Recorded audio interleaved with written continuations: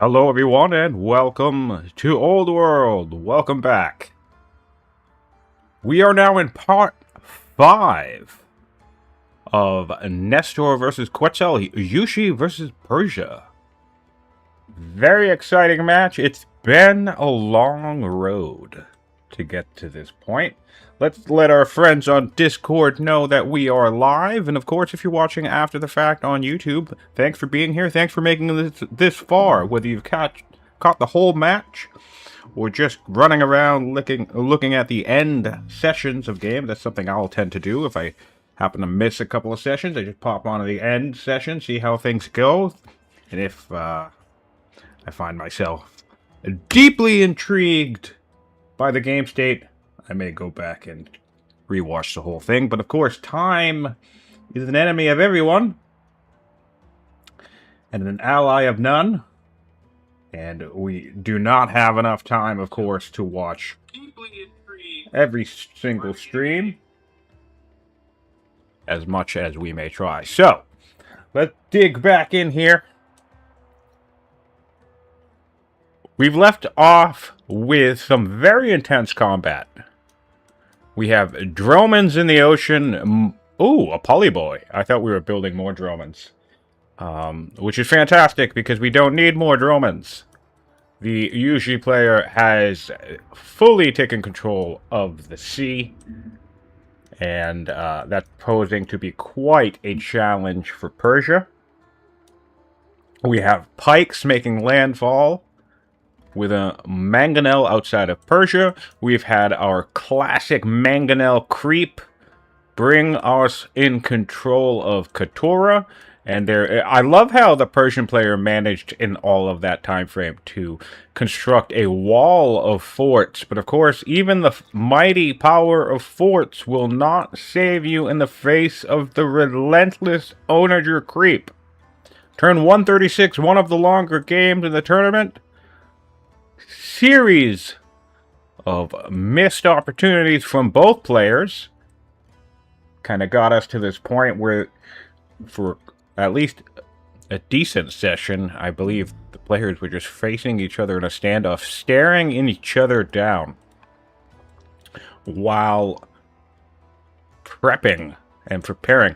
I think Persia basically dropped the ball with respect to economy. I mean, when you have a situation where you have 10 cities, this is before we even lost this city, by the way. So 10 cities to 5 of your opponent. And you, of course, you are Persia, who consistently has the most reliable and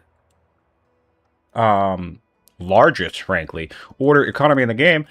Really need to leverage that. If you're not in a position where you're able to attack, and of course the Persians did try to attack into Saketa so long ago, way before it became a legendary city stacked with forts and mangonels and all this amazing development with cathedrals and warm baths and heated baths and elder specialists and all this fantastic stuff. The Persians did try to break into Saketa, I think just in time for the Yushi people to get onagers online and repel the attack. So when you find yourself in that situation and the stalemate forms and crystallizes, if you find yourself in the situation of having the larger of the two empires in the situation of a stalemate, you really should do your best to maximize and leverage your economy, because ideally, whether it takes 10, 20, or even 40 more turns before the two players come face to face in combat once again, ideally you will have improved your economy so much that, if nothing else, through the sheer power of attrition, both players killing units over and over again, back and forth, in theory, the larger economy and the greater number of build queues should win out. Even, mind you, in the face of technological supremacy, which of course we do see here now with the Yushi player. 6,000 science in the tech tree greater than Quetzal. But also, again, Our last great battle between these two players was around the turn 75 to turn 80-ish. So we're looking at approximately 60 turns ago. Can you believe that? 60 turns ago. So ideally, again, coming back to Persia's opportunity to leverage half the map, in terms of science, for example, the Yushi player, this is the benefit, and honestly, frankly, one of the really wonderful things about the balance of this game. Tall play is viable. If you know what you're doing, tall play is viable. We have an empire with half the number of cities, but yet it's making over 50% more science than the larger empire. And that is not necessarily uncommon. Of course, it comes down to things like experience and skill as well, but things like the Elder Doctor and the libraries and the palaces and all that stuff, right? All of this stuff, you only really need one legendary city to have it really pop off, and in this case, we have two. Building the Chitterga, which is going to be useful for making it tricky to fight long-term wars. Of course, we primarily go for kills in this game, but should any units survive within friendly territory, they will be healed back instantly, another 4 health, and it's actually surprisingly useful. I've recently played with this wonder myself in a game, and it's niche. It's not as powerful as it sounds, but of course you can't complain about having an extra free 4 health pop across your units every turn. And of course there's two training? 2 training per farm, I think it is. Yeah, 2 training per adjacent farm, so it could be a training powerhouse. Which if we put a farm down here, we're gonna have 2, 4, 6, 8 training going into the city. Not too bad at all. Welcome to the chat, everybody. Hello, Sunclouds. And of course, everyone, the other 10 of you watching. Good to have you all here. It looks like our players are mostly just reviewing the game state. Persia's trying to take down this Mangonel, which does make sense, but it puts them in a bit of a tricky spot here. We need some ranged units. And this is one of the drawbacks of the Cataphract Archer. Still a quite powerful unit, but it can't really make its way into kill-secure position. You need archers. We're coming up with another archer. Here comes a force march. We will indeed secure the kill.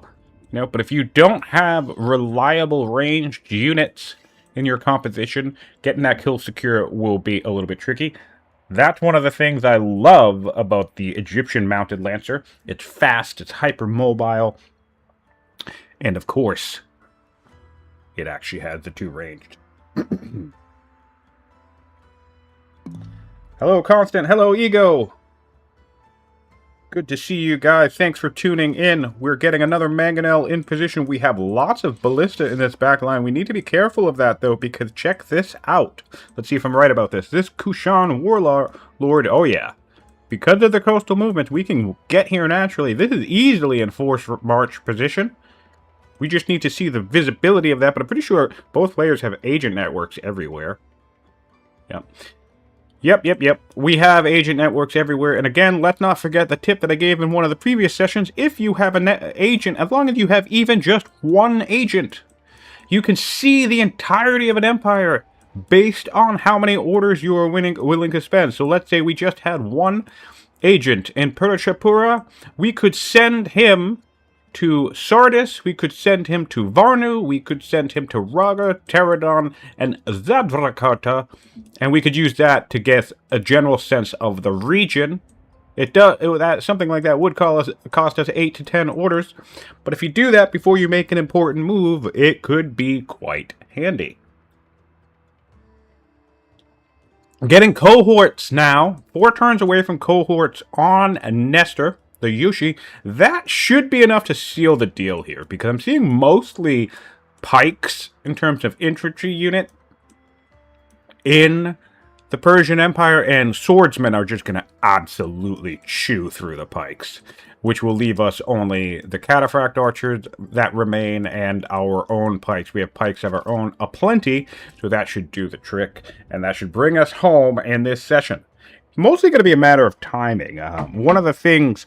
Nestor has been playing this very cautiously, which does make sense. One of the things that can help contribute to stalemates also is, in fact, when players make mistakes. You know, if you go all in an attack, and the attack fails, right? And then you are fortunate enough to be in a position where the game doesn't actually end, right? It just, the game kind of resets itself, and you're able to, sit back, lick your wounds, and kind of get back into the game. I think that can create a situation where the next time it comes down to creating an opportunity to fight a war, I think players almost entrench themselves in deeper cautiousness, because they kind of already were given evidence of the fact that they, maybe couldn't win a fight against their opponent. And obviously, if you lose a fight against your opponent, when you come back later, it's possible that they're even stronger than you are the first time. Not always, but it's a possibility. That's one of the reasons why I have no issue surrendering after certain points in the game, even if it seems like it's a stalemate, because if I try to fight my opponent like 2 or 3 times in 100 turns, and I have proven that I can't beat them, with my 7-law timing strike, or with my onager push, or whatever tactic I seem to be using in a particular game, well, I consider myself very much less likely to win a fight 40 turns later when they have their 7-law unit and, a bunch of onagers and forts and things like that. Because, I already tried 3 times this match. The gods aren't favoring me and my head's not in the game, so whatever. That's about it for me. Hello, Alcaraz. Hello, Jason. Happy Monday, friends. And yes, indeed, we're in turn 136. 80 orders in Persia, by the way. Massive amount of orders. Honestly, the Yushi players hadn't done that bad. This is pretty surprising when you think about it. I'm sure the Persian player could have even more orders at this point, but this is 10 Persian cities to 5 Yuji cities, and Yuji is only 20 orders behind. Curious about the legitimacy of this situation. Wow, significantly more legitimacy on Persia as well. So actually, as a matter of fact, 11 of that 20 order advantage is coming straight up from legitimacy for Quetzal, which is pretty handy. I think sometimes players can forget how often legitimacy can play a defining role in these games, both for opinion, indeed, but also, a difference in just 50 legitimacy doesn't sound very much. And when you say it like that, because, 100 legitimacy versus 54, or 60 legitimacy versus like 100 or 110, not really, doesn't sound that big a deal. But it's essentially a law's worth of orders. It's 4 to 5, 6 orders per turn in favor of your opponent, and it really adds up both over time if you're in a standoff playing economically, or in battles. You're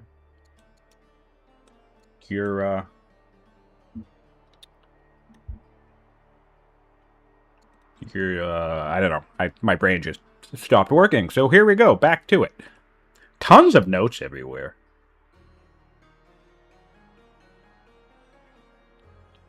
Maybe I need to make a retreat and just lay siege to Samarkand. He's going to waste so many orders trying to defend that city. No, he's not, Nestor, because he's Persia and he has 1,000,000 orders. He's not going to waste... We are past the point of wasting orders. If you're fighting a battle with 30, 40, maybe even 50 orders, yeah, you can do things... You can play a strategy oriented around trying to get your opponent to waste orders. But in my opinion, once that threshold reaches the ungodly amount of 80 or more orders, we are past the point of trying to get your opponent to waste orders. There's no such...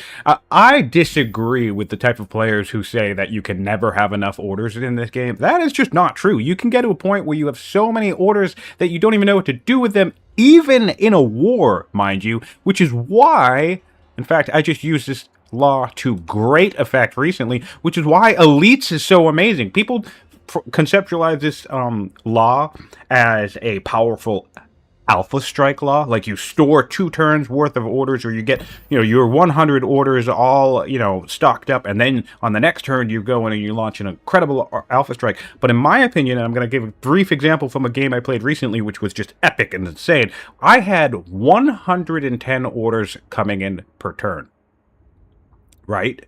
So what I would do is I only used about 60 of them every turn on most turns, while fighting an absolutely brutal war, mind you. But what that allowed me to do was that allowed me to transfer over 40 orders per turn, and combined with orthodoxy, mind you, the ability to rush units, I could basically decide every turn on the fly, do I need to spend a bunch of orders rushing stuff and replenish my troops because my opponent just killed a bunch of stuff? Or do I need to save it for that turn where my rally troops fires off and I actually finally have enough training to force march a bunch of shit this turn? So now I can spend a couple of extra orders force marching like half a dozen units all over the place and going crazy on order eco there. But yeah, granted, even though I said it does sound like you can run out of orders or have too many orders, in that particular case, I actually needed every single order I could get my hands on because I was, in fact, ortho rushing and force marching and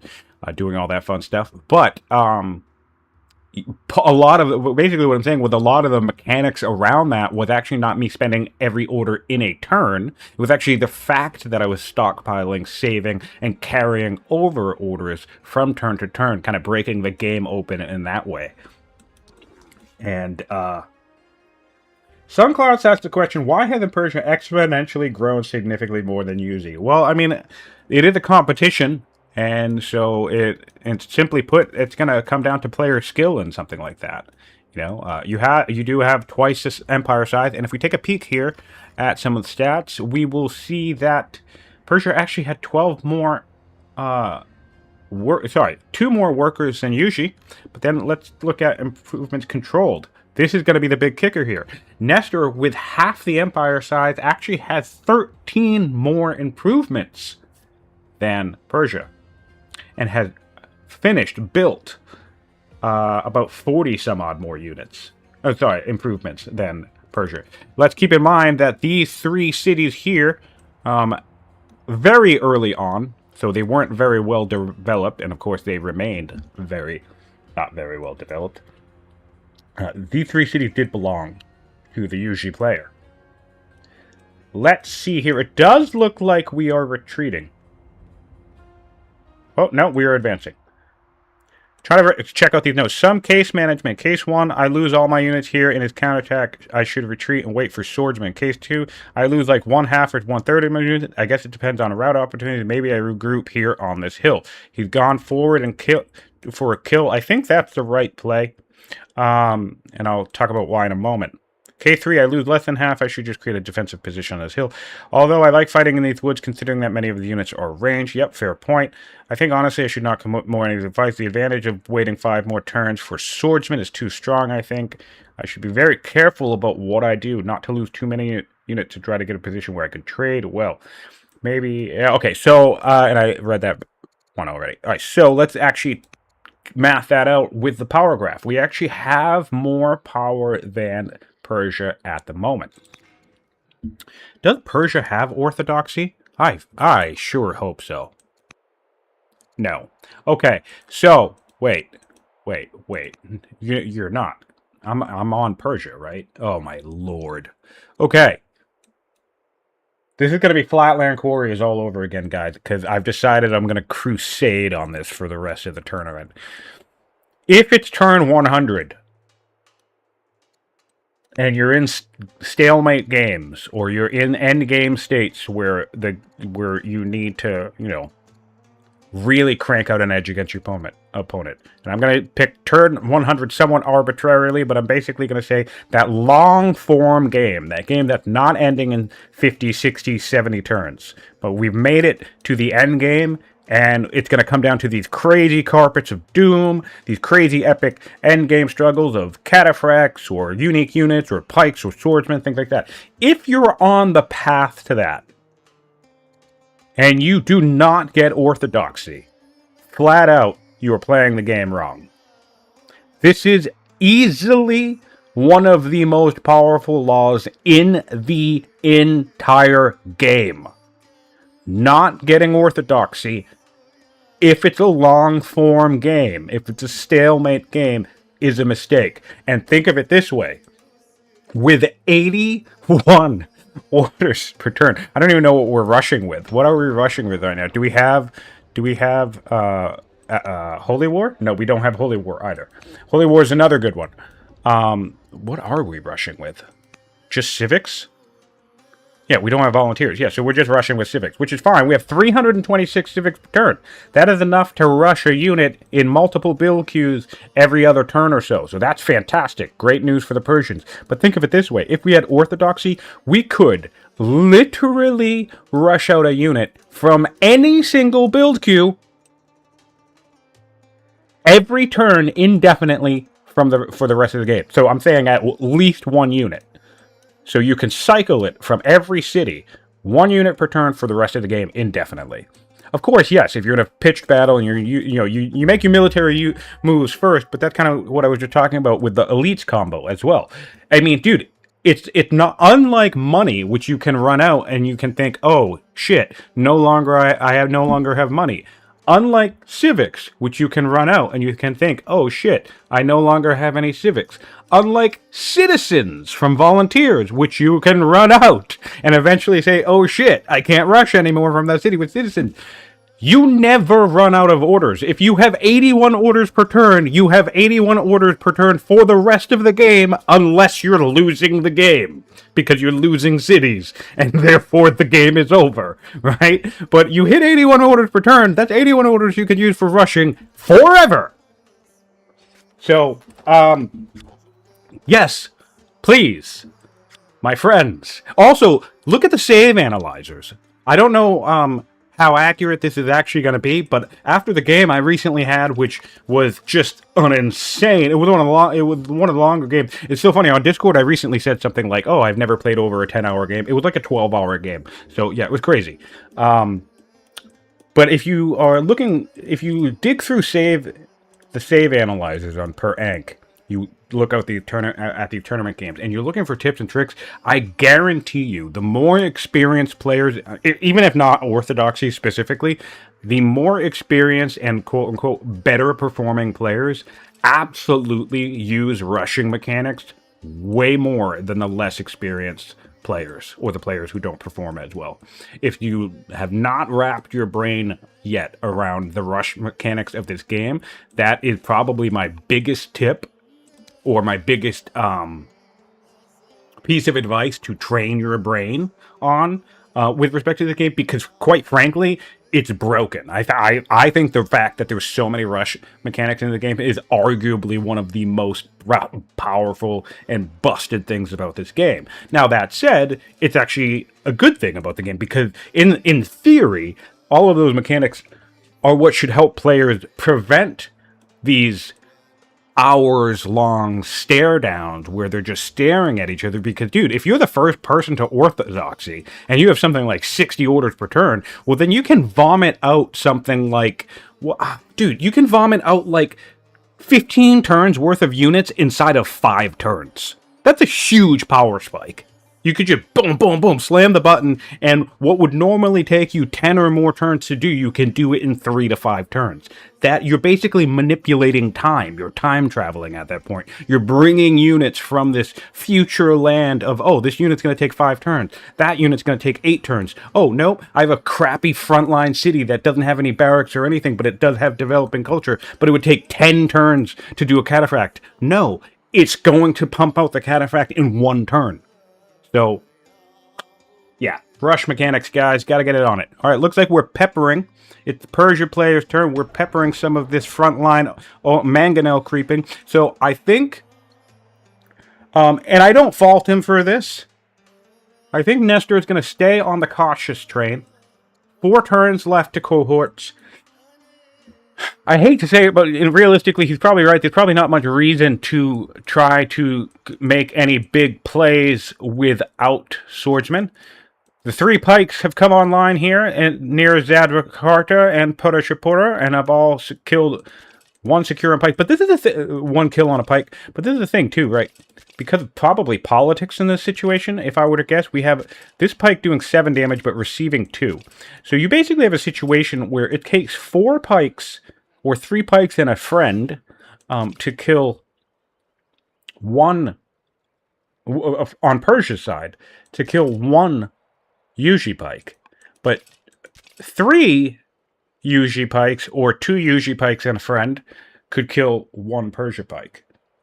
So, that's a level of math that you also want to be mindful of and try to, like, kind of get good at gaming out in these stalemates. Because if you see a situation like this, where your enemy does 5 damage to you, and you do 7 damage to them on the return, and it's the exact same unit, no promotions, no nothing, well, then that theoretically, obviously tactics aside, right, means in a pretty much even conflict with no leverage, you should be able to win. Now, we actually have leverage because we have mangonels and our opponent doesn't. Persia is actually 1 turn away from themselves getting mangonels, which is a bit unfortunate for the Yuji player because you don't want to lose that advantage. But this endless creep forcing them to back up is really funny because what's going to happen, classic fashion, by the way, this happens to me all the time because I do love forts, and they are powerful, that the Persians are essentially going to cede all of these forts to the other player. So a little bit of a tip for our friends out there, if you are retreating from this position, burn the fort before you go. Cost training, takes an extra order, but it really could help you out. It really prevents you from just taking a entrenched strategic position, which probably made sense at one point in the game, and just handing it to your opponent. So, don't forget to burn the forts on your way back home. Hi, Blunt Magic. Welcome to the chat. Thanks for joining in. Persia, it looks like they took a mangonel out. That's fun. Look at this, though. Look at the mangonels on forts. Crazy, huh?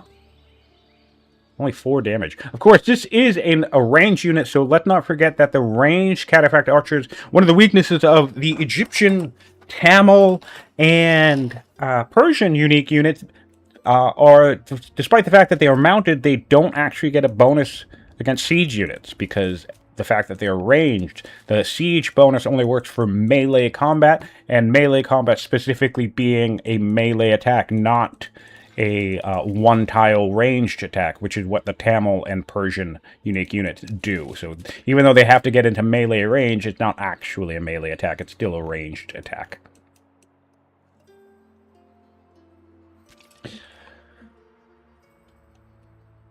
All right, what else is looking at? Politics in Persia sucks, basically. That's unfortunate. Decent statesman family, but the one family I think we care the most about... Actually, we have quite a few statesman units here, so that's not too bad. But it looks like the majority are... This tells me, right? 25 units for riders, 30 units for statesmen, 26... All right, so pretty evenly spread. 2 cautious families and 1 very close to furious but angry family. And if we hop on over back to Yushi, we have 2 very friendly families and 1 cautious. So, and the champions, I'm assuming, is our highest. I'll put it family. Actually, no, also looking pretty even. Yeah, 31, 32 units in champ, 31 on clerics of all people. Not too bad. Still building officers. Gonna lose my mind, Nestor. At this point, like, what are we changing this for? I don't know. I wouldn't even care if it were slingers. But for every officer you build, it's a maceman or an axeman or a pikeman you don't build, or 2 slingers. Slingers can still kill secure or horsemen, or war elephant for panic, or wait 1 more turn, get a cushion. Like, dude, this drives me crazy. We're in the end game. It's all about unit production. I think in the most recent game that I played that I was just talking about with the elites and orthodoxy rushing and crazy length, I think I literally spent 40 turns building nothing but military units. From at least the majority of my cities. And, yeah, like, spending any amount of resources rushing an elder officer, I mean, you're killing me here, guys. You're killing me here. Some of you guys wondering why these games take a million years. And again, I'm not complaining as a viewer, to be honest. I'm not, like, I don't want anybody to feel bad, but this is like a bit of advice thing. Like, at this stage of the game, on turn 137, when we're 4 turns away from planning our attack to hopefully end the game, right? We're developed. We have 16 goddamn specialists in this city. It's a second legendary city. It's not even the capital. It's a second legendary city. We can do every single unit in 2 turns. Every single unit in the game in 2 turns, except for the Kushan Warlord. Like, just build units. Build axemen and then upgrade them into swordsmen. Of course, I guess our economy is struggling a little bit, but nonetheless. I mean, actually, no, our economy's fine. What am I talking about? Our economy's fine. Yeah, so for every axeman you build is a sword you can upgrade, which basically means even if you can't mass upgrade them, that effectively becomes a sword you can build every single turn since it's already standing there waiting to build a sword. Yeah, so anyway, this blows my mind. I've seen this throughout many games. I mean, and to be clear, it's not even an experience phase thing. I'll even see Alcaraz, who's played this game and tons of, he's a very seasoned player. And it's like turn 20 and he's building an Elder Officer. I'm like, dude, what are you doing? Like, there's eventually a point where the momentum of this game shifts towards winning it. So unless you're doing something like a turtle strategy where, you're wonder spamming, but even that often case, we don't need the Elder Specialist. We need, what do we need? Either more units, or maybe you're setting yourself up for Opulence. That's a build queue that would make sense. Or, dude, we could 2-turn... I would rather a 2-turn Inquiry. I mean, we don't need more any science. Wait, actually, no! Oh! Oh my god. Yeah! Guys, come on! When we started this session, we're 5 turns away from cohorts, and we could do 2-turn Inquiry 4s? We would have had 2 of these by now, which means with 3 turns left, we very likely either would have cohorts being 1 turn away, or we would just already have cohorts. Don't build Elder Officers past turn 100 unless you're rushing them. Oh, man.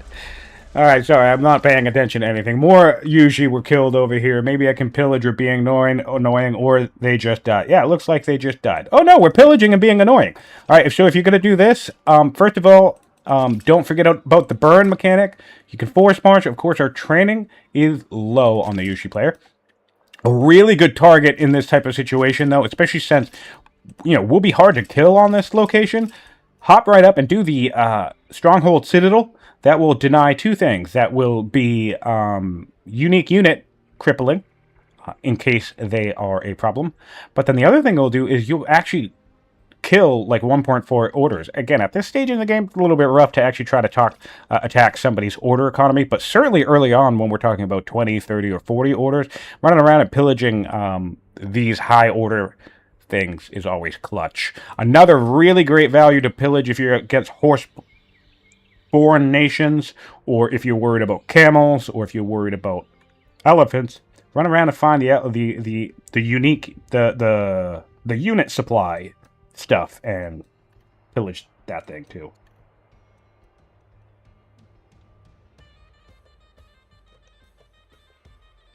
Blunt Magic is saying, I just finished watching Fluffy's game. That's how you build a military in a multiplayer game. I didn't watch his most recent one, but yeah, no.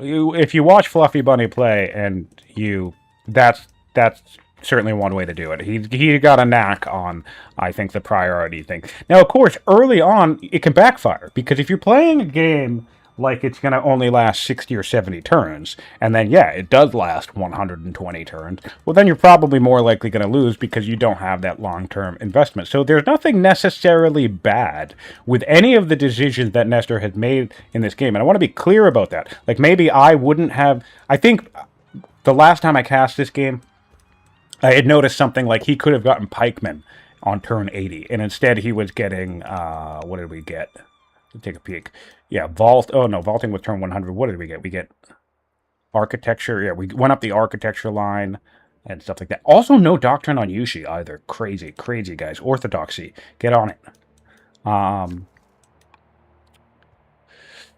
So, there's nothing wrong with leaning with having a development-oriented slant, basically. You can play tall, you can play eco-greed, you can, sit back and choose to build up until you have a really nice science lead. I personally think 300 is a bit overkill, but, I usually play with around 100, but if you want to go to 200, fine. But I think my point here, in this case, is not the overall style, whether you should play for an early game or play for a late game, it's the fact that we are just way past the point of actually needing an Elder Officer. When you get to this stage of the game, there's only basically a few things that a build queue should be doing. We have a Rebel in Varnu. The three things that this should be doing, actually, here you go. Council is one of those things. Literally just auto-council and have it keep doing council for the rest of the game. That is probably better than building Elder Officers. Or spare units, because realistically, or at least not even realistic, ideally this game ends in another 10 or 15 turns. That's what you want as a player, right? We're planning for cohorts, we're planning to make a powerful assault, so you as the player are even hoping the game is going to end in the next 10 to 20 turns. So what is an Elder Officer when you already have a master, when you already have what is it?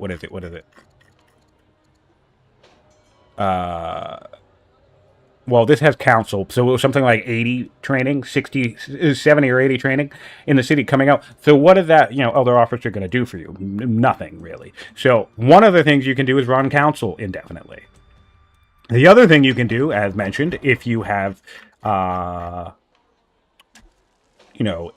scholar that can go in the city, run inquiries. Great, cool.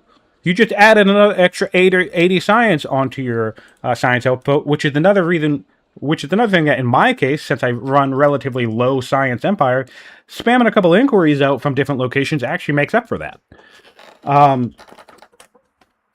And then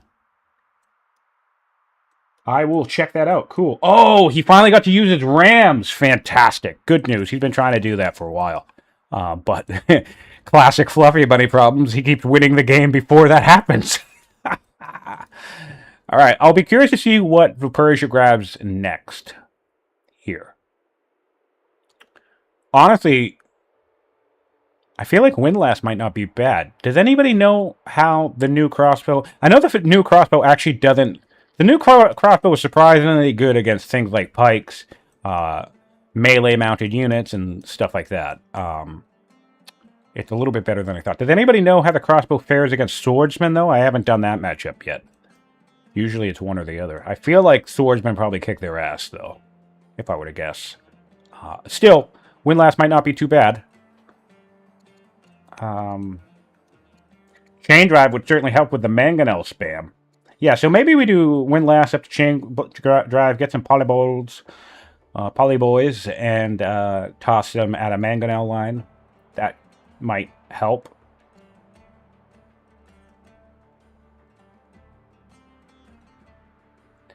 Oh, I like that thinking. Frederick is saying, we actually have some polyboys, and they actually are lined up all along the coast. So I think he's picking up what you're putting down there, Frederick. Frederick in chat saying, Yushi should get some polyboys and launch them across the water and alpha strike some of these cities. Let's see what we can do with this damage. Of course, the Persian player can see this, but... Ooh, oh, gross. That's a little bit better.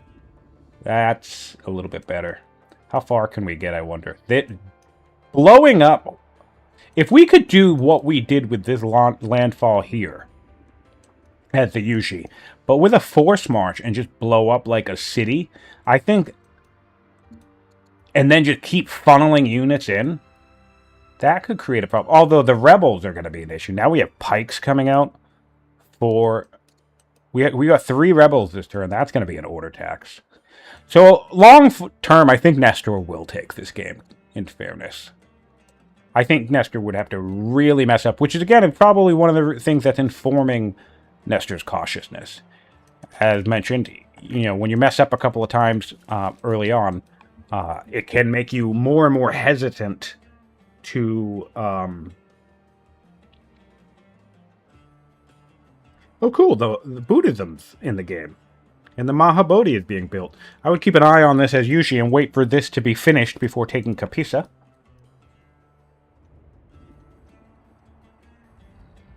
Fluffy versus Gurkov, right? Yeah. Yeah, Fluffy versus Gurkov took place earlier today. So if you are with us live at the moment, definitely a game to check out. I had intended to wake up and check it out. No, actually, I was supposed to cast that match. Wait, it wasn't early today. It was yesterday. I had kept me up all night. So, unfortunately, I had to crash and go to bed. I couldn't cast a game of Old World, guys, because I spent too much time playing Old World. I have a serious problem when it comes to this game. I'm so sorry to my friend Fluffy. I really was very much looking forward to taking over that match, casting that match. But huge shout out to Baldus for covering for me because yeah, I couldn't cast a Fluffy Bunny match because I was up all night playing Old World. My bad. I felt really bad about that, but yeah, by the time I lost track of time and I realized, wait, I have how many hours left until I have to cast the next match? That's not good. And yeah, so fortunately, Boldus was able to cover for me, which was great. But yeah, I'm looking forward to check out that match because I always like watching Fluffy play. All right, and forgive me for my ramblings and being non-specific with the going-ons of this game, because we are kind of like just in this end-game state. Oh! Persia, it does look like Persia has burned some of these forts, so that's really good. Really good. We are seeing the burning happening. Cool. So hopefully we'll see the rest of them get burned out before we abandon this position. Mangonels are now being upgraded in the back line. This is going to make this push through this corridor much trickier. So I think with the forts being burnt and mangonels being positioned in these locations with pikes and stuff, I feel like the northern front should just be abandoned. I would maybe even go so far as to take half, if not even all, of these mangonels and just start positioning them down south. What Nestor needs to do is be willing to lose units, right? Get all your mangonels and your extra ones, right, into like this position, right? Put a bunch of pikes in front of them, fine, fantastic. But then on that same turn that you position your forward mangonels and your pikes, take, I don't know, a dozen horse stuff. Anything horse related, and, maybe even these poly boys, and just launch them at Capisa. Not just the city itself. Kill units, don't kill units, doesn't matter. Just get everything out in the field. That way, your opponent fights a battle, and if you lose every single unit in this region that you just sent off to their death, who cares? Because you will obliterate everything with Onager Fire on the recapture. Or maybe that's just my style. I mean, maybe that's why sometimes I lose fights, because I have no problem. I have zero issue sending units off to their death. I'm very often inviting my opponent to kill some of my units just so I can get them moving towards me. I can get them out of these woods. I can get them spending orders. I can get them flustered even. Like sometimes I'll open up a second front just to get my opponent looking in two different directions in the off chance they'll make a mistake. So I'm sending 5 dozen, or a dozen units into an attack that I don't even have faith in, but I'm doing it just to get my opponent looking in two directions and spending orders on two different things. All right, forgive me, I'm going to blow my nose again.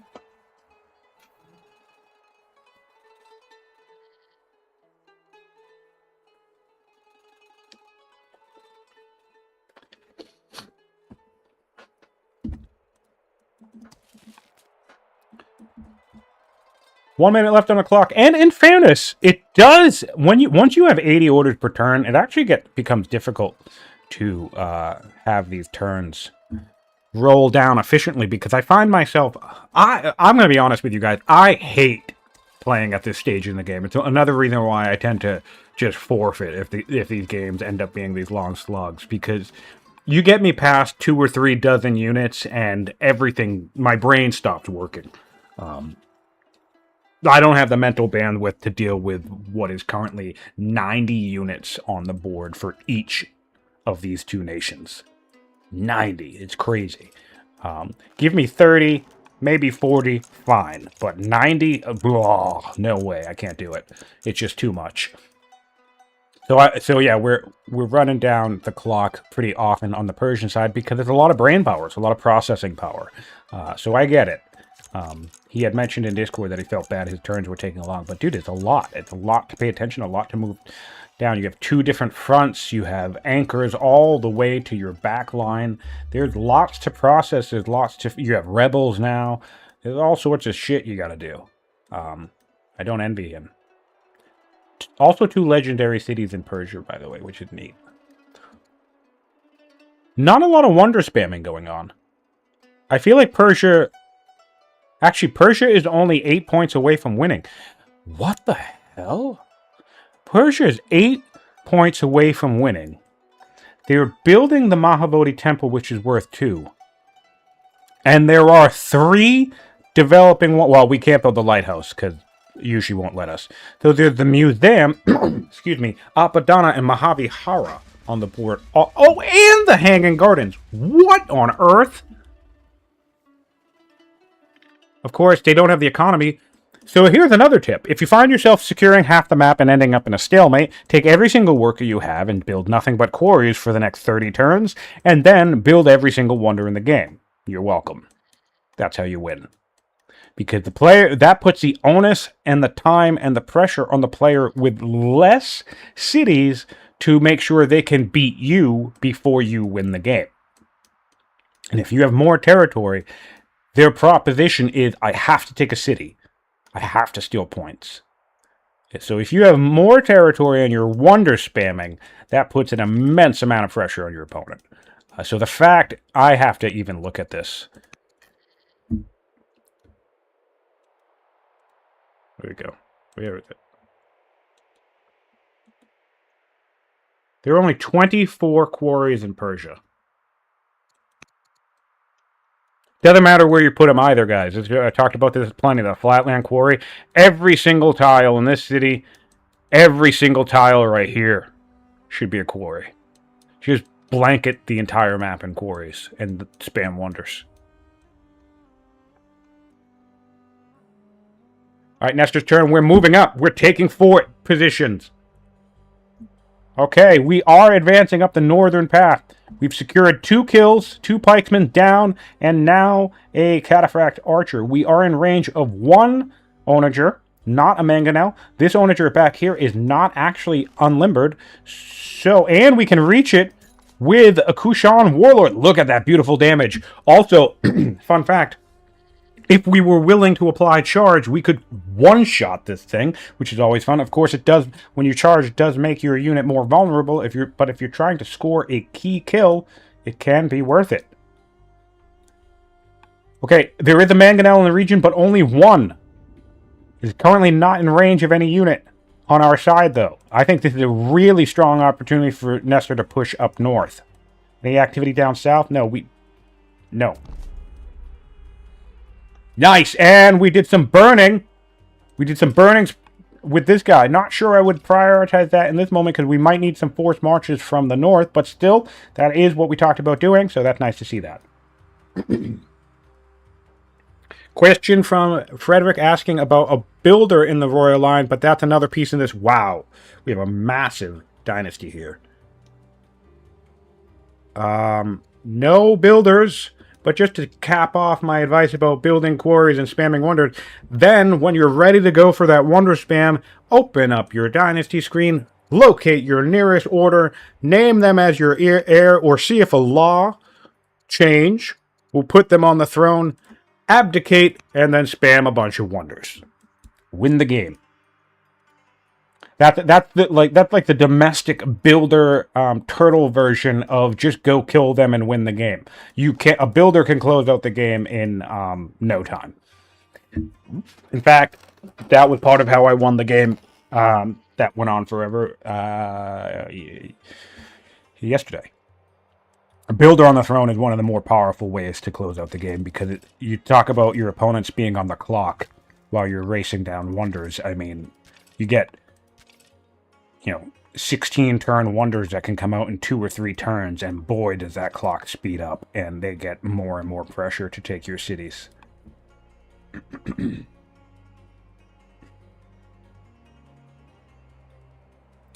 Persia with that 39 points last session, and then they lost Katura. Yes, that is correct. And now, as I was worried about all of these remaining forts, Persian-built forts, remained under the control of the Yushi player. Awful. And none of them are within mangonel fire. Really tough beat there. I'm not sure I would have put my... I'm not sure why or how... Oh, I'm not sure why. Forgive me, guys. I think it's allergy season for me.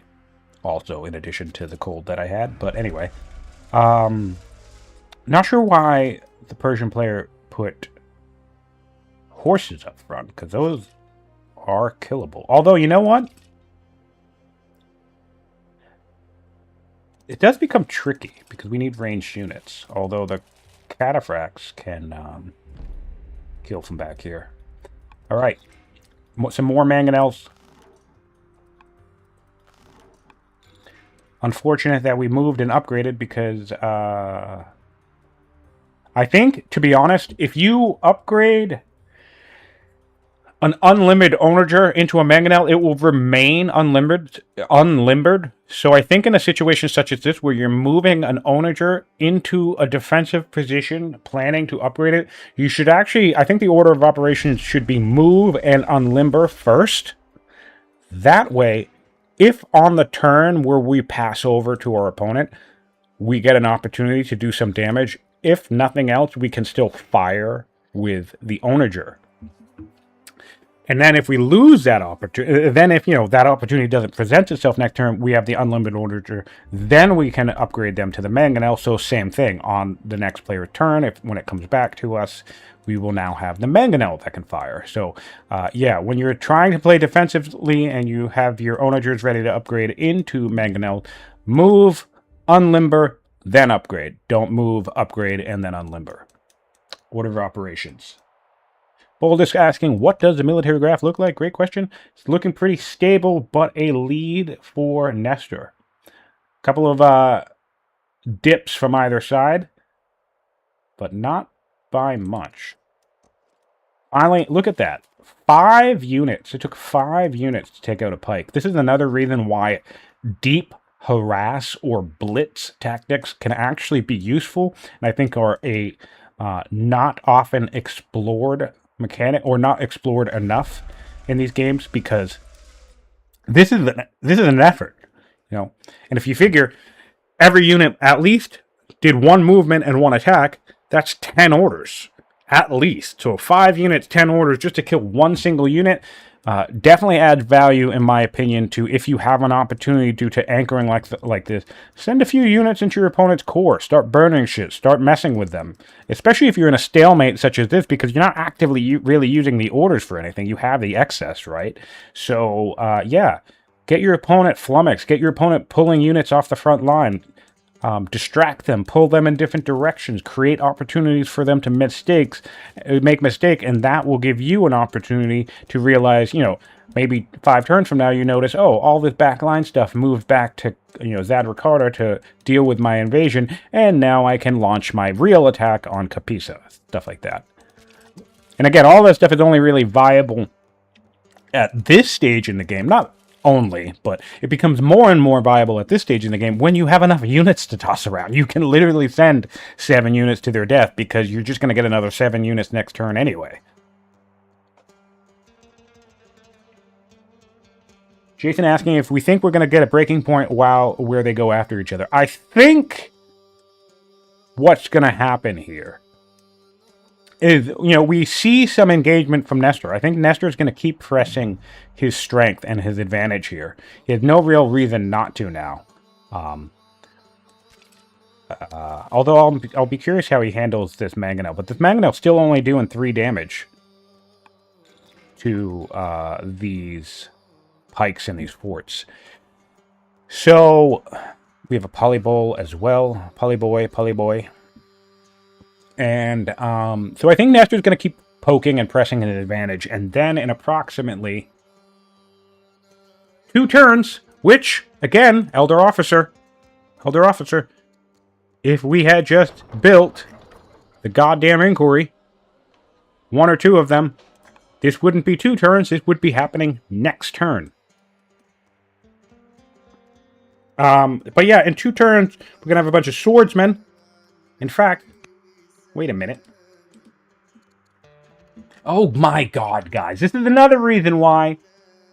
this is another reason why we shouldn't be building an officer, and instead we should be building, I don't know, axemen. Because all this does is increase the cost of your swordsman by an extra 100 iron, which of course is a lot, but follow me on this one. We had 5 turns to get cohorts, right? We have nothing that can get upgraded to spears. This city will still take us 2 turns to get a swordsman, right? But if we spent the 5 turns getting cohorts, building, I don't know, let's call it 5 axes, right? And working with our economy enough to... We have 257 iron per turn, so we could have done this. We build the 5 axes. To just sum it up, we build the 5 axes. We get cohorts. We upgrade all 5 axes into swordsmen. And then what do we have? We don't have to wait 2 or however many turns building swordsmen. We have 5 swordsmen. On the same turn, we get cohorts. Which means on the very next turn, we can start using our 5 swordsmen. But since there isn't a single axe in our territory as a Yushi, what's going to happen is we're going to get cohorts, and then we still need to wait to build our 5 swordsmen. Alright, I'm just shouting. I'm shouting at Nestor. I'm sorry, guys. My bad. I'm going to rein it in. I'm going to bring the energy down a little bit. Sorry. Usually, player, Nestor's saying, I need to bring some workers over here ASAP. Why? For forts, I guess? Wonders, do not forget. Did not really think this went through. I just had to do it when I saw the free forts. No, this was fun. See, this is the thing. Nestor's just doing stuff. And here, and onager here, yeah. But that's okay.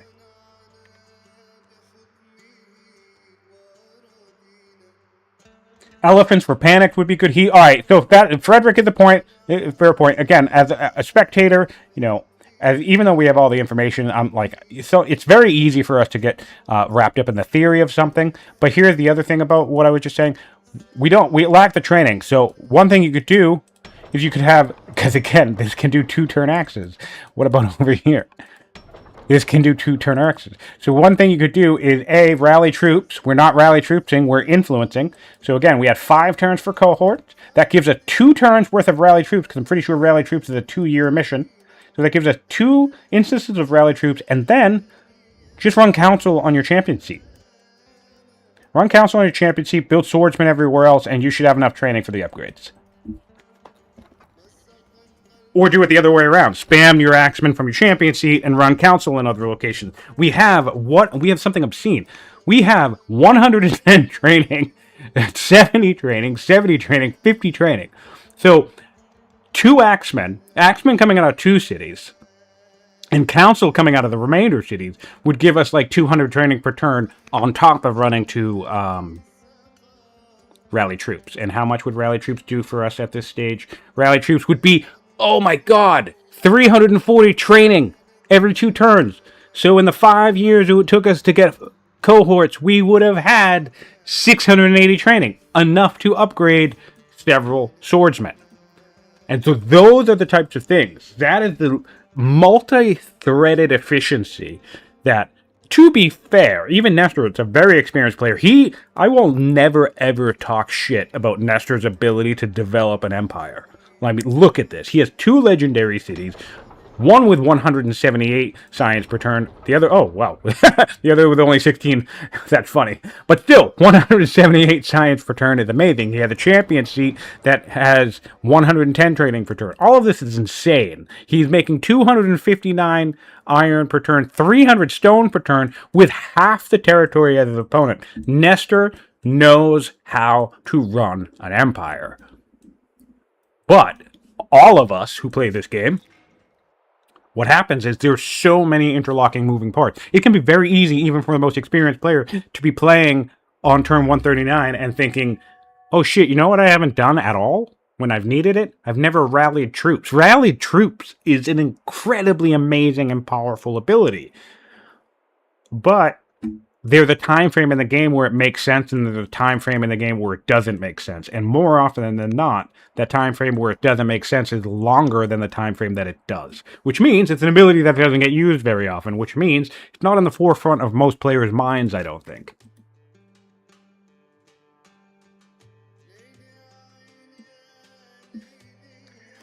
Problem Gambler is suggesting the best thing that Nestor could do to demoralize Persia and end the game is to build wonders while he keeps attacking, of course. Yes, also a possibility. He certainly has great stone economy for that, and decent civic income for that as well. He's building the Chittagard now. Oh, and he just started the Lighthouse and the Opera Donna. So, all right, Gambler. Calling it like you see it. Or, I mean, I guess you didn't see it, but Nestor's picking up what you're putting down. He's built the 2 developing wonders, which honestly, that's what I had just talked about. That's what Quetzal needed to be orienting himself to do. Because if Quetzal was currently constructing 3 wonders right now, in addition to the Mahabodhi, then Nestor would be like 10 turns away from winning the game. Not Nestor, sorry, Quetzal. Quetzal would be 10 turns away from winning the game. In fact, let's take a peek. We're getting 2 more points in 5 turns, another 2 points in 3 turns. So that brings us to 43 turns. Sorry, 43 points. 2, 4, 6. No, 4. Oh, Nestor. Sorry, Quetzal. I keep getting their names wrong. Yeah, that just locked him out of it. Quetzal literally just needed to build the Apadana and the Mahavihara, or the Hanging Gardens. Sorry. Nestor's building 3 wonders, so they're that amazing economy at work, by the way. Like I said, Nestor absolutely knows how to develop an empire. Insane economy to just churn out 3 wonders in 1 turn, by the way, or 2 turns. But really, literally, the Persian player just needed to get himself a position where at this point in the game, 140 turns into the game, if he was at least had the ability to start the Hanging Gardens and the Apadana, then the Persian player would win as soon as those 2 wonders complete. Nestor would be officially on the clock. He would be forced to take a city. He could not afford to let Persia keep every city, which means, again, the other thing about forcing these positions, the best thing about putting your opponent on a clock or getting them looking in different directions or whatever tactic or strategy we're discussing, the best thing about forcing your opponent into action is that it makes it more likely that they can make mistakes. Even if they know what they have to do, you put them on the clock, you build your 2 wonders. So Nestor says, all right, it's go time. I need to take a city. But now he has a clock looking at him. He's like, not only do I need to take a city, I know that. I already know I need to do that to win. Now he knows, now that proposition for winning, you must take a city, has changed to, you must take a city in 10 turns. 2 different propositions. This slow, creeping bullshit that we've seen in the last, 20, 15 turns, which again is safe. It's smart. There's nothing wrong with the fact that Nestor's doing this. But if Persia would put themselves in a position on turn 30 or turn 25 to make it so Nestor had only 10 turns until Persia win, well, this slow creeping shit, Nestor no longer had the luxury to do it. Nestor needs to figure out a way to all in any one of these locations and steal a point. He can't just take his time. So manipulating time in the game against your opponent is actually a very, very important skill to develop. So keep that in mind. And that's another thing that advantages things like rush mechanics as well, as I had talked about. Persia, opulence, let's check that out. That's a good question. We're running council. We're doing 1 opulence in Samarkand, and we have no other opulence points. So that also is an avenue. At this current point in time, with 2 wonders, with 2 points coming from this Mahabodhi Temple, 1 point coming in 6 turns from the Samarkand, and 2 points coming in from culture in the next 5 turns. So that means in 6 turns, we will have 1, 2, 3, 4, 5 points, bringing us to 44 points. Yes, 3 more opulent points would also do it. We have the income to build 2, at least. So yeah, this is basically, and all the military and orders we need. I'm going to take a look at that power graph, though, because Persia keeps getting whacked a little bit each turn. This is unfortunate because, again, this is a very hard state in the game. So, with respect to Quetzal, this is only like his 2nd or 3rd duel. There's a lot to learn in multiplayer, but also, you don't know his experience level on the game overall. Maybe, it's a strategy game. It's not like League of Legends where we can all play one game or like a dozen games in one day. I mean, I try to, but on average, it probably takes, even at least in single player, it probably takes the average person to a week or 2 to finish even just one game, right?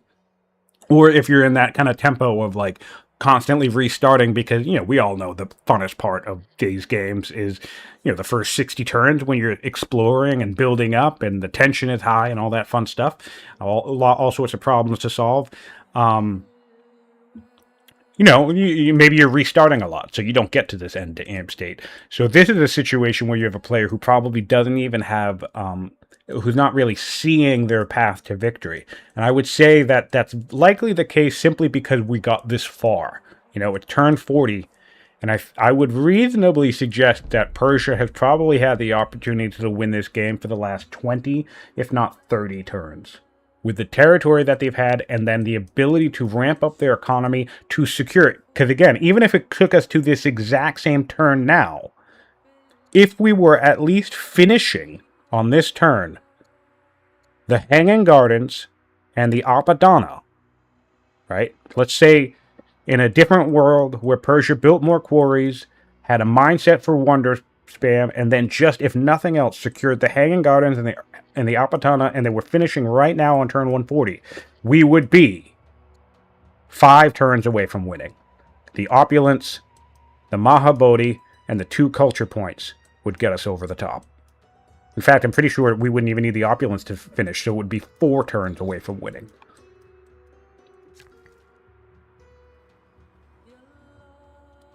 And Jason, yes, absolutely. Do not let Nestor turtle. Don't let him have time. He's one of. There's 2 types of players. Well, actually, there's 3 types of players, and the third is the most horrifying.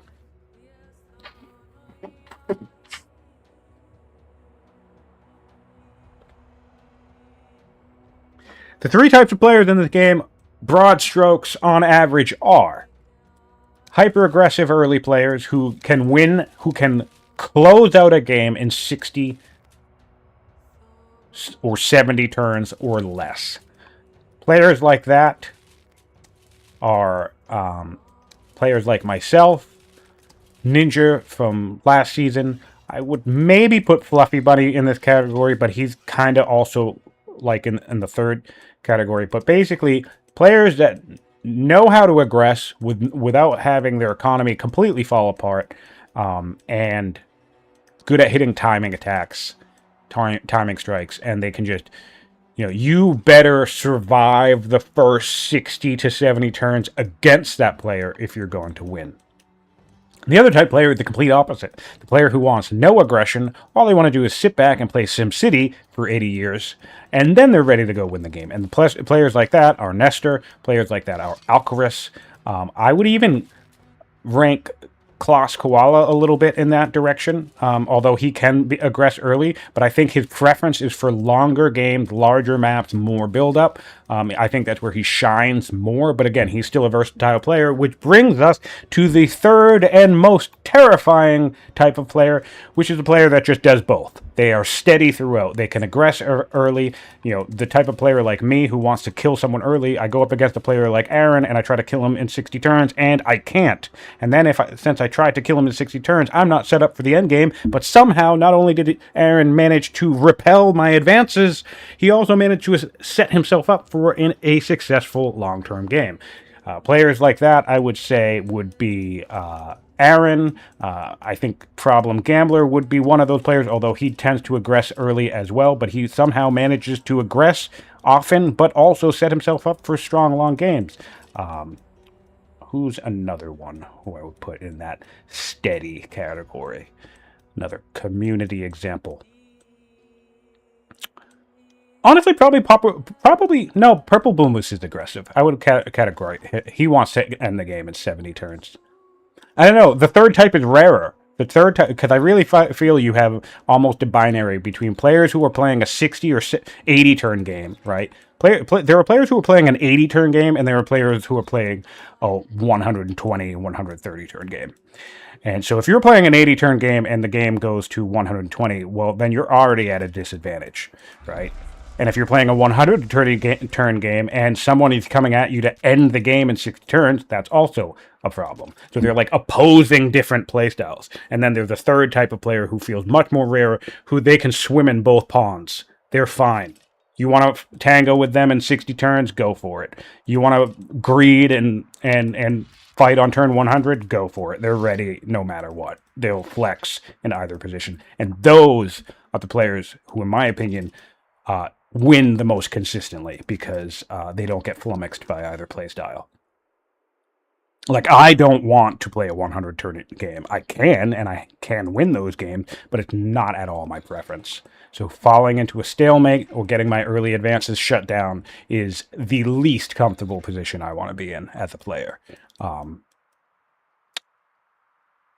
the reverse is true for Alcaraz. Alcaraz doesn't want to skirmish early, but we've also seen he can do it. You know, he can hold off an early assault. He can survive, but it's about comfort zones and preferences. And some players just don't have them. Some players just... That's why I consider Fluffy probably, even though he's more aggressive early, he's probably also in the third camp, because Fluffy will play the game however the game plays out. He's ready to go.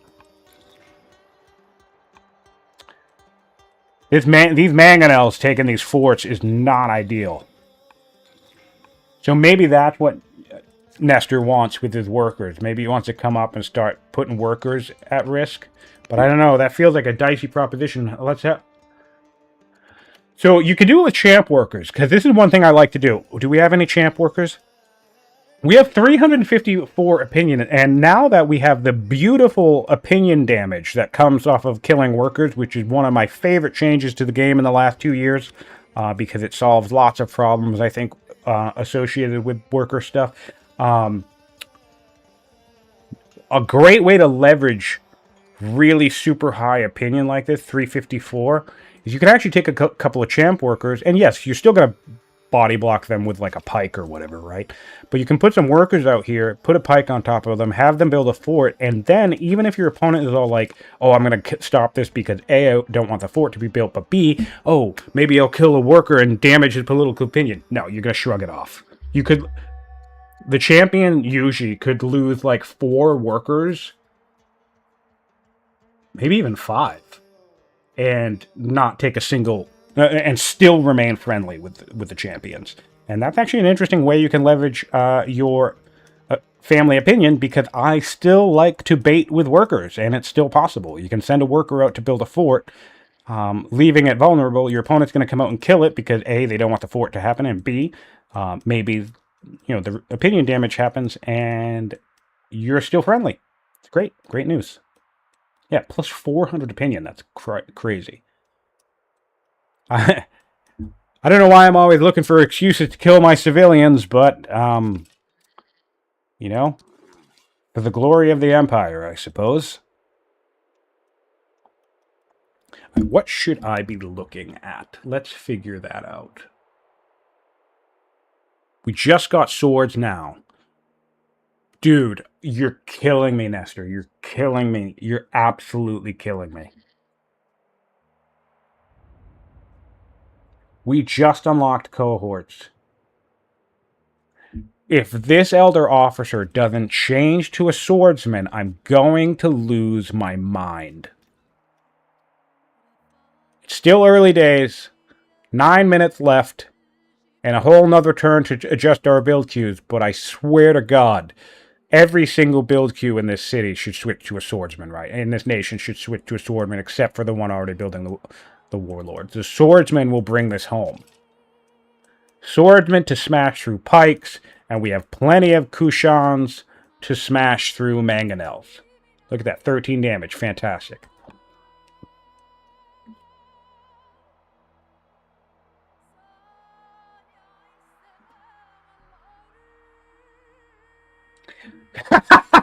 Fair point, boldness, and there's also a fourth type of player, a player who somehow still has 59 science on turn 29, 29 orders, and a total of 5 cities. It's the most common type of player, the beginner. Indeed, the fourth type of player is the noob, and we love that they're with us now because ideally they will evolve into one of the other 3 types of players, and we love to see when that happens. We've had tons of new players sign up for these tournaments, play games that had us all kind of scratching our heads, and then next thing you know, 6 months later, I'm playing a game in privately with one of these people who has never beaten me, and oh my God, they do. They win. They finally win a game against me. And as frustrating as that can be, because, hey, you lost the game, it's actually the best moment ever because you actually were there along for the whole ride of their progress. And so that's what's a lot of fun. That's actually one of the reasons why I like playing the noobs. Not because it allows me to pad my own win rate, but because I actually get to experience them getting better. There are tons of players I can think of who I played maybe a dozen games with or less, 6, 7, 8 games. And, they didn't win the first 4, but then they won the last 2. And that's awesome. That's so cool to experience.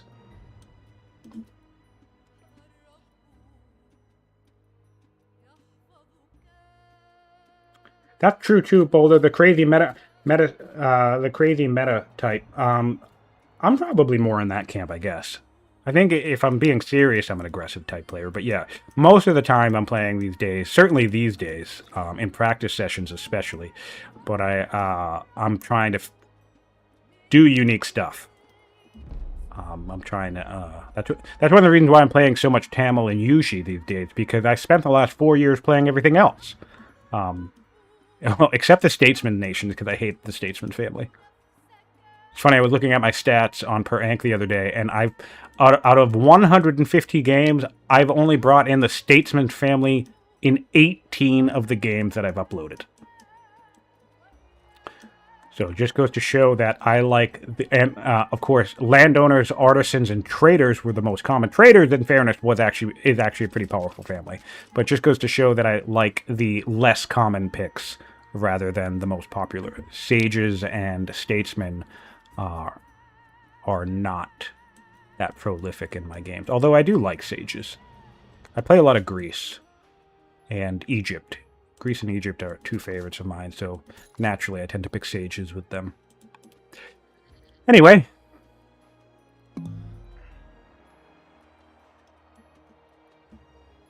Yeah, we have 20 minutes to switch to build queues. Dude! I'm losing my mind. I'm going to lose it. I'm going to lose it on stream. Why are we building a master philosopher? It makes even less sense now that we're getting jurisprudence, because if we get jurisprudence, although elites is the obvious choice at this point in the game, we could get guilds and just build an elder officer right away. But hopefully we'll do elites. I don't want to see guilds. If I see guilds, I'm going to go crazy. Swordsman in the champ seat. Fantastic. Where did all of... another swordsman. Okay, great. Can we afford another one? I know we... Oh, I guess it would take 3,000. Okay. All right. We don't actually... It's a lot. The metal's super expensive. I didn't check the price.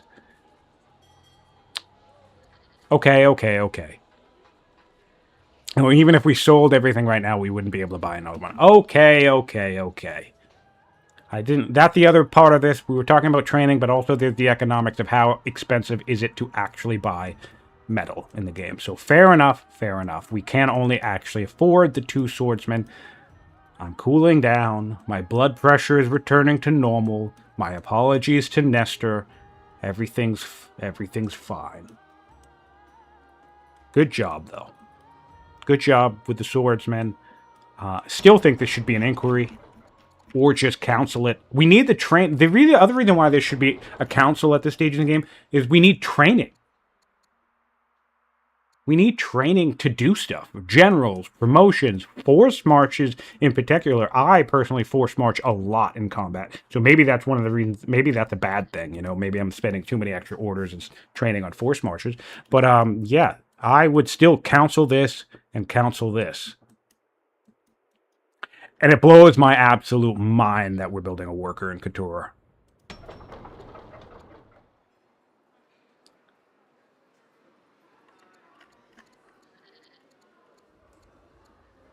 I would rather a slinger, to be totally honest. Because then you could upgrade it to a crossbowman. So it would be a 9-turn crossbowman instead of a 12-turn crossbowman. Or just use it as is to poke something down. Also, excellent point from Frederick, always dropping the nuggets of wisdom.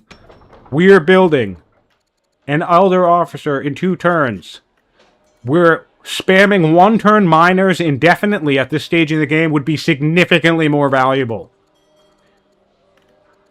Excellent, excellent, excellent point from Frederick. Even miners at this stage in the game would make more sense. Or going up, we have 2 bishop opportunities. Going up the bishop route to build for orders. What else? Yeah, really, there's just tons of better opportunity. Archives even. Go up the archive path. This will dump something like, what is it, 80 science total? Nearly 100 science total by the time you're finished with all the archives. Treasuries even for more income to buy more metal. Lots and lots of good options. And I really think the Elder Officer is the least. Well, maybe not the least, but I don't know. Not my preference. But also, civicing. Let's look at Council. We'd get an extra 462 gold. We'd get an extra 51 civics on top of the 116 that we're not getting anyway because we're throwing it into an officer. Yeah, an elder officer takes 208 civics. That's such a waste. So we would get 160 civics from this city. We'd get another 462 gold, and we would get... How much training do we have? Oh, I could have just looked right there. And we'd get 100 training from the city. Just counsel your cities at the end of the game.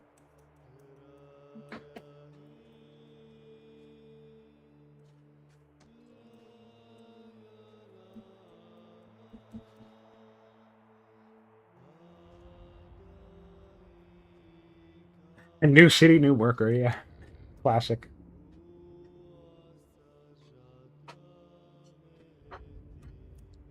Blunt Magic saying, landowners, artisans, and traders sounds like I only play Tamil. Honestly, if there's ever been a nation that felt like it was specifically crafted for me, as much as I love the Yushi, it's probably the Tamil, because it has 3 of my favorite families, and for those of you who don't know, the first 2 years I played in this game, to be very clear, I played primarily single player.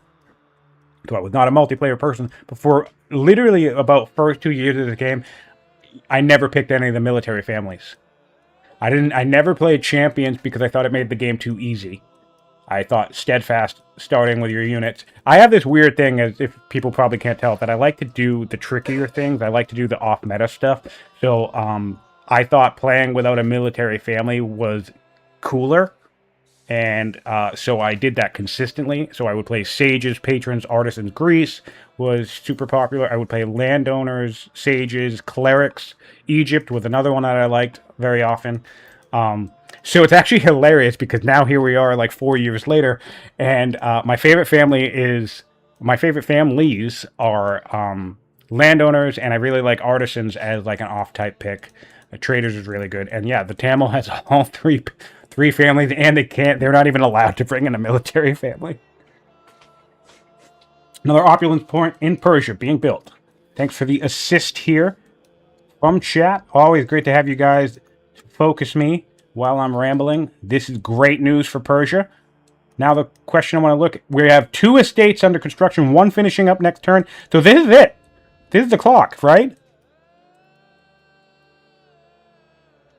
2 points here. 2 points in the... Sorry, I have to hop back over to Persia. 2 points in Kapisa coming online next turn. 2 points coming on... 3 points coming on next turn, by the way.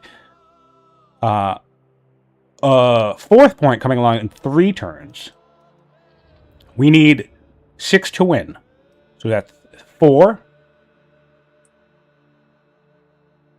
Wait, no, we need 8 to win. Sorry, basic math. We have 4, 5, 6, 7, 8. Here it is. This is the clock. This is the clock. Well, let's look at the civics. This is a 3-turn opulence point, plus or minus. This is a 4-turn opulence point, plus or minus. So, the largest point, the last point we need to win is coming in approximately 6 turns in Parsa. 3 turns here, 4 turns here. This one will be about 4 or 5 turns. So this one's about 6 turns away. Every other point we could acquire is happening less than 6 turns. 3 coming on next turn. A point the turn after. A point 2 turns after that. Yep. Okay. Persia wins in 6 turns. There it is, everybody. I'm pretty sure as long as this is a 4-turn opulence point, if it's less, then it's even quicker. But if this is a 4-turn opulence point in Parsa, then Persia wins in 6 turns. Everything Persia, that's their win condition. Persia needs to prevent the loss of any city. And so now what it comes down to is a question for Nestor. Are you paying attention to this? Do you see this? Right? This is where it comes down to the complexity of, knowing how to win or how to close out a game. It's also about reading the overall board state. For example, Nestor can see this opulence point. Nestor can see both of these estates. Is he aware? Is he paying attention? Is he realizing that he's on the clock? He can see the Mahabodhi finishing. The vision is available. That doesn't necessarily mean that he notices it. Too bad Persia didn't rush out this wall. What a missed opportunity from Persia. Persia has 800 civics. Absolutely no excuse, Quetzal. Slam this button. Oh, Furious Family. Never mind. You do have an excuse. Shit. Oh, politics is so important, guys. Nestor does have visibility of opulence. We're in Nestor's perspective right now, so we can see the opulence. Oh, wait. No, there isn't an agent. You can just see the city. Okay. But he has an agent here. Okay, so he can't see this point. Great. And he can't even see the estate. Okay, so he can see the 2 estates being under construction, and he will eventually see Parsa building the opulence point. But that's a good point.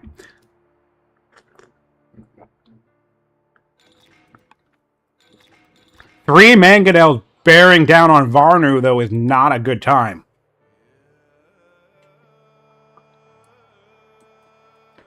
Wow, after all these years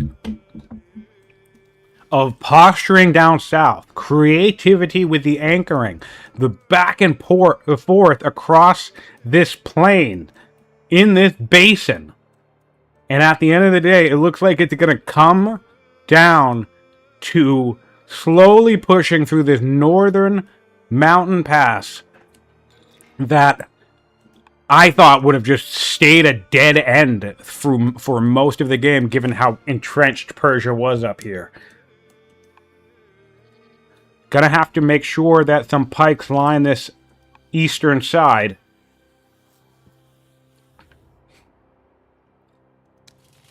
Although we don't really do much damage.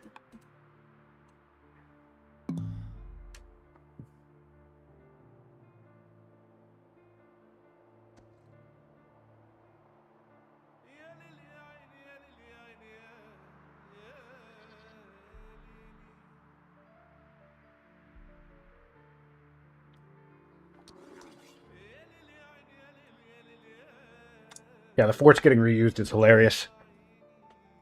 That's why you really have to burn them. And if you guys want another example of that happening, that being abused beautifully, is my tournament match with Aaron last year. I built a bunch of forts and just handed them over to him. Although I'm pretty sure I think I did burn most of them, but basically I just wasted all that time building and burning my own forts.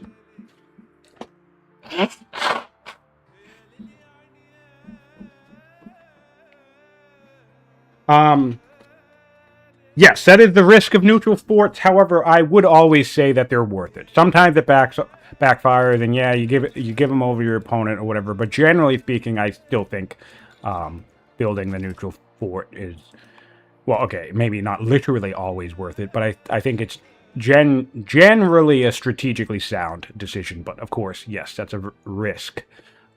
Riskier even against elephant opponents, so maybe don't do it against the Marians, the Carthaginians, or the Tamil, because if they panic you out of your own forts and then steal your forts, that is just super annoying. But yes, Vanu is very threatened here. Nestor needs to realize, though, that he only has 6 turns to take it. And everything in this region could probably prevent the capture. We are seeing Persia Civic Rush a bunch of maces, which I actually like, because they should do pretty okay. Let's grab a mace. Do I have a mace lying around?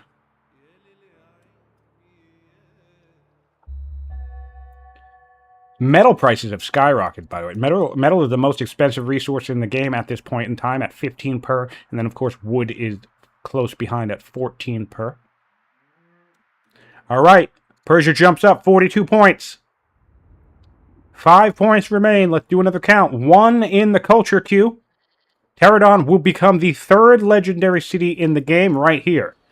3 legendary cities. So that's 43. 42. Sorry, 44 comes out of Zadrakata.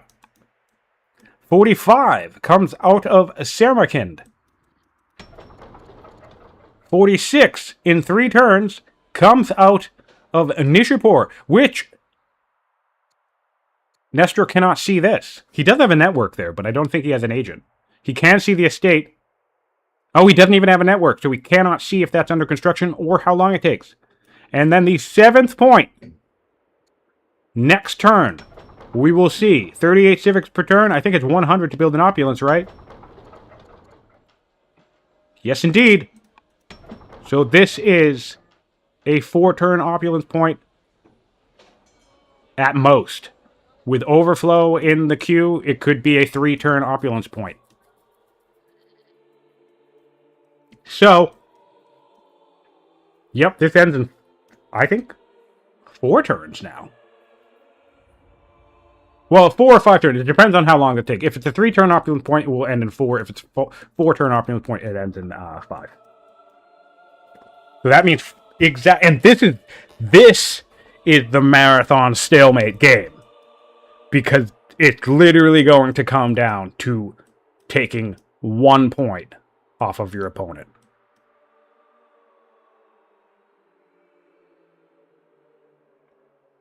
Quetzal should be building forts all inside of Varnu.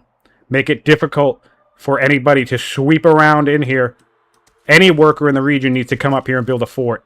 Doesn't matter if it's off type or not. Where are the workers? Where? 1, 2, 3, 4, 5, 6, 7, 8, 9. 9 workers in a 142 game is nuts. Granted, I don't think I'm not in the camp of like. In fact, actually, how many does Nestor have? Let's see. It could just be if he's been using the workers. Oh, yeah, Nestor only has 9 as well. 1, 2, 3, 4, 5, 6, 7, 8, 9. Yeah, okay. Never mind. You can make it work. You just need to use them. But yeah, forts in Varnu would be fantastic. Save the day there. Oh, it's all going to come down to Varnu. Or Polyboys launching across the map and popping in one of these cities open. So really, there's multiple opportunities to deny one city from the Persians. All we really need to do, though, is Nestor needs to know. Nestor needs to be aware. He needs to know that he only has 5 turns. And that's when it comes down to what I've been saying on Discord. It's like, it's not just, I mean, it is player skill, but it's also nice. Oh, I like this. I like this a little bit. Nice. Ooh, get all of the ones that are in range of the city if you can. Gonna be tricky. Gonna be tricky because that's a forest right there. Oh, we should have chopped the forest. Nice. There goes the pike. We should have chopped the forest. If we kill these units and can get off of this tile, we need to send a disciple up here to chop that forest. Have to make it easier for us to keep sweeping this mountain ridge. This is already not looking good for Nestor, though, because this buys Persia at least an extra turn. Because the onagers would need to... Oh, I mean, these mangonels can actually hit from all the way back here. This mangonel back here can actually hit. But still, we need to take another turn moving up and unlimbering. Frederick suggesting that the southern cities are easier to take. I would agree with that assessment, just because coastal movement. And so maybe this is a feint. Maybe this is, get your player focused on north. Or maybe it's just Nestor getting tunnel vision. Like, kind of literally in this case. He's got himself the ability to push through this whole corridor. And now he's thinking, oh, well, Varnu doesn't even have walls. I have mangonels up on hills. Should be an easy take, and he's just not clocking. Although, he's been doing the mangonel, the polyboy thing. I would like to see a retake of Purishapura. This was the first city seized by Persians 70 years ago. That would be a thematic and lovely finish to the end of the game, but it would be very, very hard at this point to take it in just one turn. Oh, the Persians could build moats here. Would love to see some moats fly up. That also would be a clever build at this point in time. It's now the Persians' turn. Here we go. Let's see.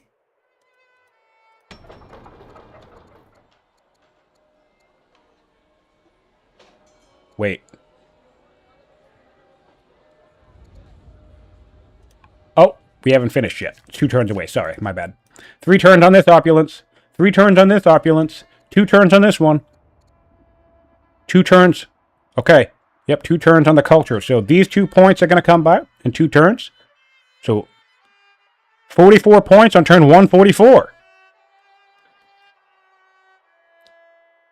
46 points on turn 145.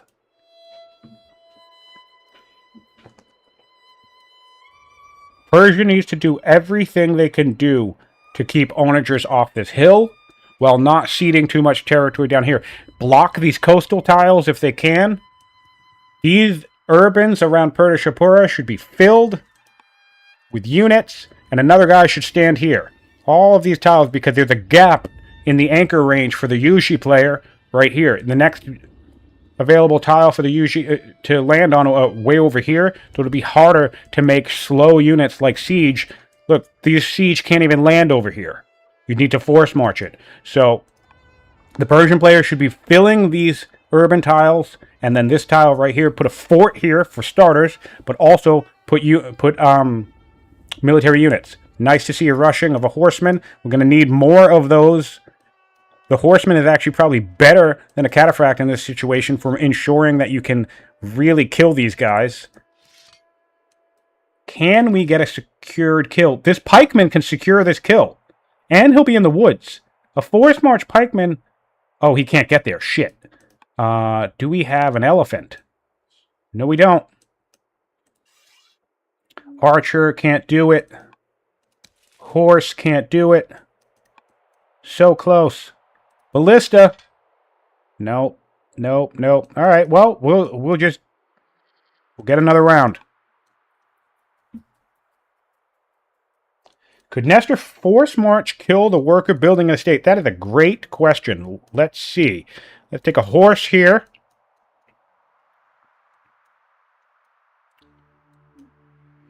You can get this far with this horse. What do you think? I'm thinking no. From this tile all the way up there, we do have exploration for this river, but I'm thinking no. What about up north? No, we can't get through up north.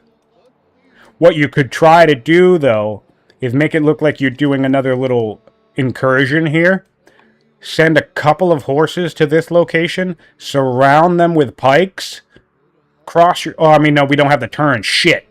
If this had less time, if it had more time on it, we could have done that. Surround them with pikes, hope at least one horse, two horses, you'd need two, survive, and go kill the thing. Actually, would we need two? Let's take a look. I don't think we'd need to. Yeah, we would need something else. Oh, no! The Kushan Warlord can do charge. Oh, no, it can't. Because here's a fun, annoying thing. Tiles that have improvements being built on them don't count as open and clear. Super annoying. As soon as you even start an improvement on a tile, it is no longer considered open and clear. It's considered having an improvement on it, even though that the improvement is not finished. I hate that, by the way.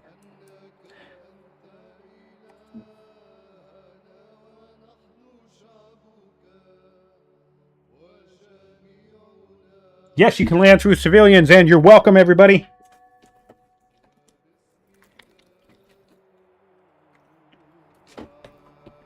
All right, back to Nestor.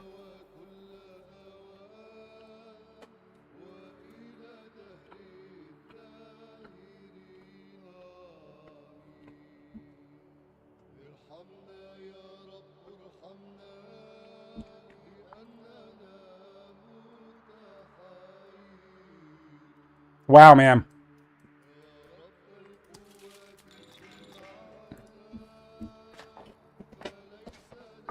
Frankly, I'm going to consider this a pretty big upset if Nestor lets this game slip away with it. But no, I joked last turn that...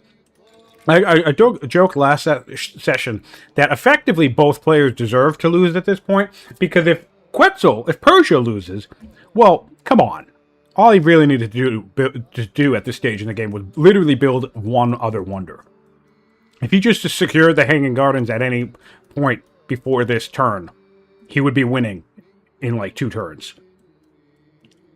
So any better development, several wonders, and it would have been so much harder for Nestor to win. On the flip side, if... Oh, brutal rout. That was a nice 1-2 punch from the Kushan. On the flip side, if Persia actually wins, that's just going to be because Nestor kind of moved so slow, I guess. It was a really... I'm kind of not even sure who to root for. I think I'm rooting for Nestor? I mean, I guess I don't really care. But I guess I will consider it a pretty big upset at this stage if Nestor does actually lose, because Quetzal gave him all the time in the world to stop this point victory.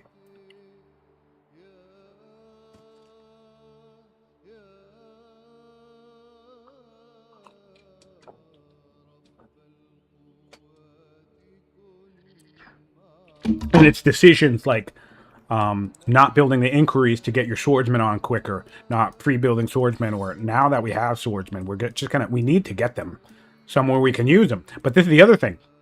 Those 2 inquiries I ranted about, 20 minutes ago, if we had done them, our swordsmen would have been online 2 turns sooner, which means this is 1 turn. This is, call it turn 2, which means we would have been here already. Or this unit could have been coming into the battle next turn.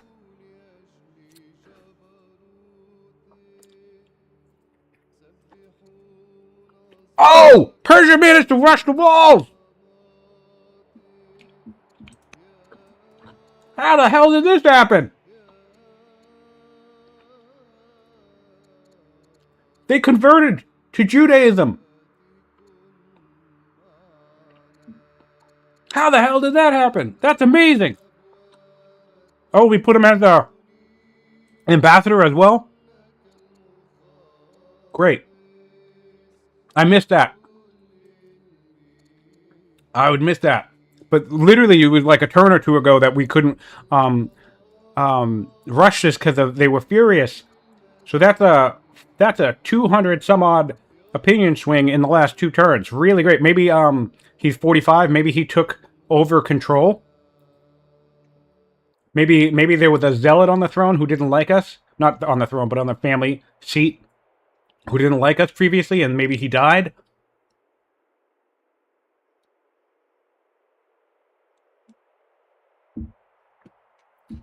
Akros is wondering why Nestor is getting jurisprudence at this point in time. It's because the eco game never ends, Alcaris. That's why. You gotta keep on developing it. The same reason why we're building this master philosopher. And, oh, now we're building a swordsman. Fantastic. But we were building an elder, something, officer.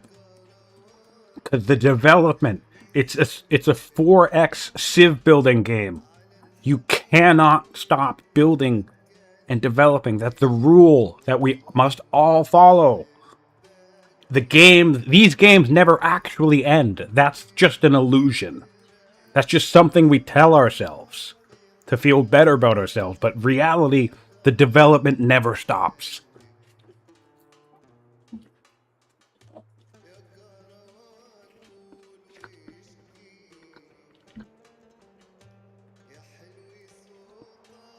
"13 orders left for the Yushi." Oh! We made landfall! With a crossbow. This is going to be really bad, I think. I think this is going to be really bad. Because I don't think we're going to do enough to actually take the city. So I think this is tipping our hand. I think this is showing Quetzal that... I think this is going to serve as a big reminder to Quetzal. We only have 8 orders left, so not really much we can do in this region. And this is going to serve as a big reminder to Quetzal that, hey, you have a coastline that's vulnerable. So Quetzal's going to kill this thing, and then I think he's going to surround the city.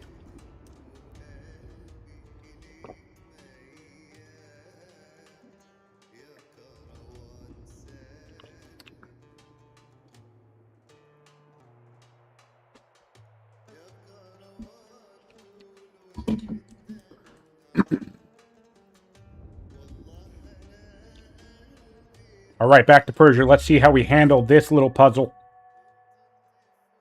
Why the hell are we able to do 7 damage to this Oh, it's not a crossbow, with the polyboy.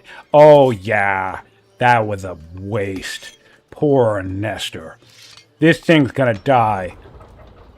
And Quetzal should immediately be able to clock the fact that, oh, this is a problem. I can't let another couple of things land and do 5 damage per whack to this city. So I think we're going to see... although I guess this does put pressure on Quetzal because it's kind of hard to deal with the north and the south at the same time. But, again, we just need to buy time. So realistically, I think we're getting into a point where we can kind of start pulling units away from Capisa. Because Capisa actually has the moat. Unlike the other 2 locations which just have the walls. So Capisa would hold longer. Not saying completely abandon it, but as we need to address Varnu and Purashapura, take a pike if you need to. Take a mangonel back and put it on this hill here, so it can fire in different locations. These hills with mangonels would be perfect to cover through both cities. And Capisa can hold. I think Capisa can absolutely hold 1, 2, 3, 4, 5. Oh, sorry, I'm counting wrong. This would be... It's a 2-turn opulence! Not a 3 or 4-turn opulence, it's a 2-turn opulence! Oh my good lord! Persia wins in 2 turns! Persia wins in 2 turns, and I don't think there's anything Nestor can do about it. Persia's gonna win. Persia's gonna win. Oh my god, guys, Quetzal's gonna win. Nestor needs to take a city next turn. Right? Is that how that works? Next turn? Next turn, these will be done. And then the turn after, all 3 of these turns, these points are going to tick in. Yes, Nestor needs to take a city next turn. And there's no way he's going to be able to do it. Oh my god! I'm sorry, I'm shouting into the microphone. Forgive me. Feel free to turn me down, because I don't know how to turn myself down. Oh my god. Quetzal did it. He held. He even lost a city and still found his way back. A bit sloppy, I'll admit. We could have used an extra wonder on this, but good clocking of the opulence points, and holy shit. Holy shit. Poor Nestor, man. This is the case. I really feel bad, though, because for all the shit I gave him for being like, dude, just make a move or whatever, this just goes to show that you can't sit back and just keep developing. You have to translate that into a win. And we saw this happen to Alcaraz last season against Ninja as well, in a very similar situation. A dominant Persia who had secure of most of the map, and just Alcaraz it took too long to decide he was ready. And Nestor, I think, actually decided he was ready, but it was just too much of a cautious, slow creep. You have to risk going all in on the battle because it works both ways. If you go all in and you lose the battle and that costs you the game, okay, that sucks. But if you don't take that risk, you can run into the situation where now nothing Nestor does. He literally needs to take a city in one turn. And we have every city he has access to. This is completely blocked off. It's cut off. Every other city he has access to has walls. Zadrakar is the only thing, and Samarkand is the only thing without walls. So let's try and game that out. Can Nestor take Kushan Lords with Force March and pop open the city? I think I've done the math. 8 strength units, you need at least 5 units to pop open the city, and then would need to kill the archer. Yeah, I just don't think he can do it. And as I said, he showed his hand outside of Persia. If there was any candidate, it would have been this one. But by tossing in the early Polyboy, now this place is gummed up with units.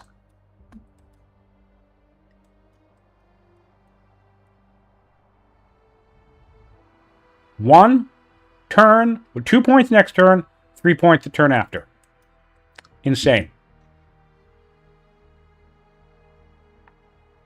Yeah, not enough training. Again, goes back to the idea of you should be running councils, you should be rallying troop. We have Nestor still influencing characters, which, okay, fine, but at the same time, since I've been casting this session and paying attention, I haven't been seeing any rally troops mission, which is 350 training, which you could use to do these last ditch maneuvers like force marching deep into territory and, I don't know, doing stuff. Oh, I feel so bad for Nestor, man.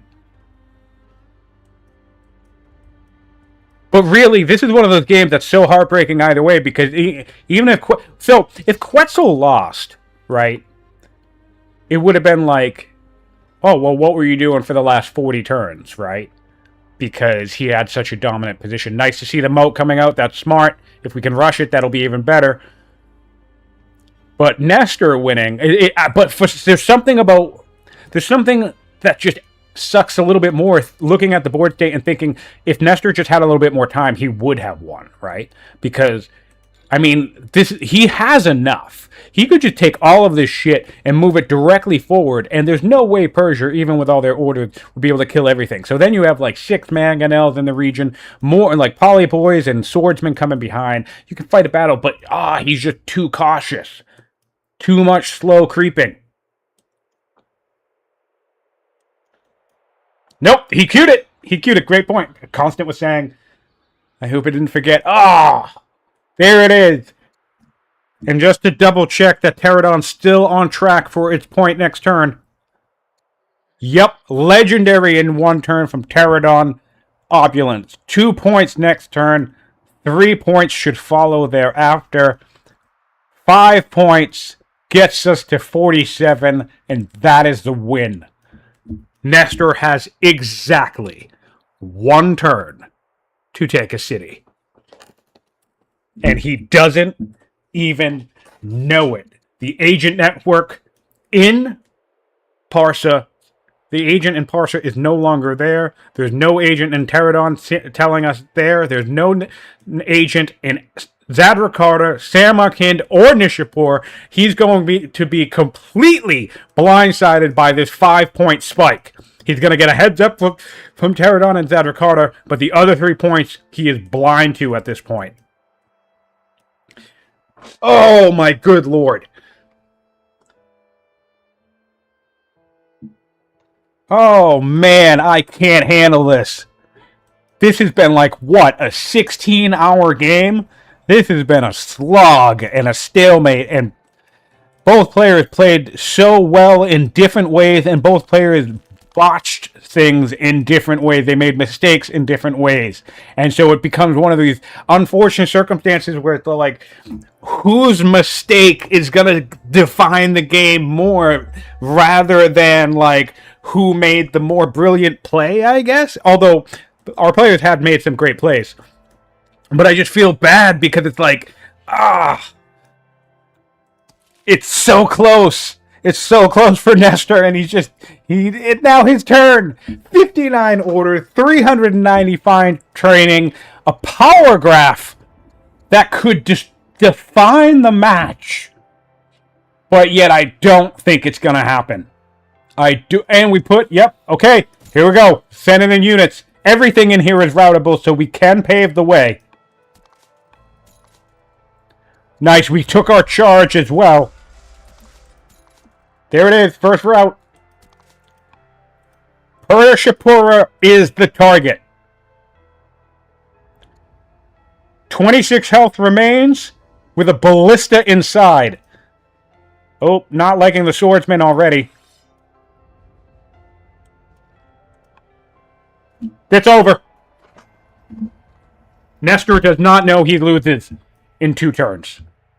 The fact that he took the swordsman over here and he's doing different attacks rather than focus firing in any singular one of these directions tells me that Nestor does not have the read on the situation. Quetzal will take the game. What an amazing upset. I cannot believe this. Mangonels, swordsmen, pikes, power graph being 1,000 ahead. Science graph. Good lord.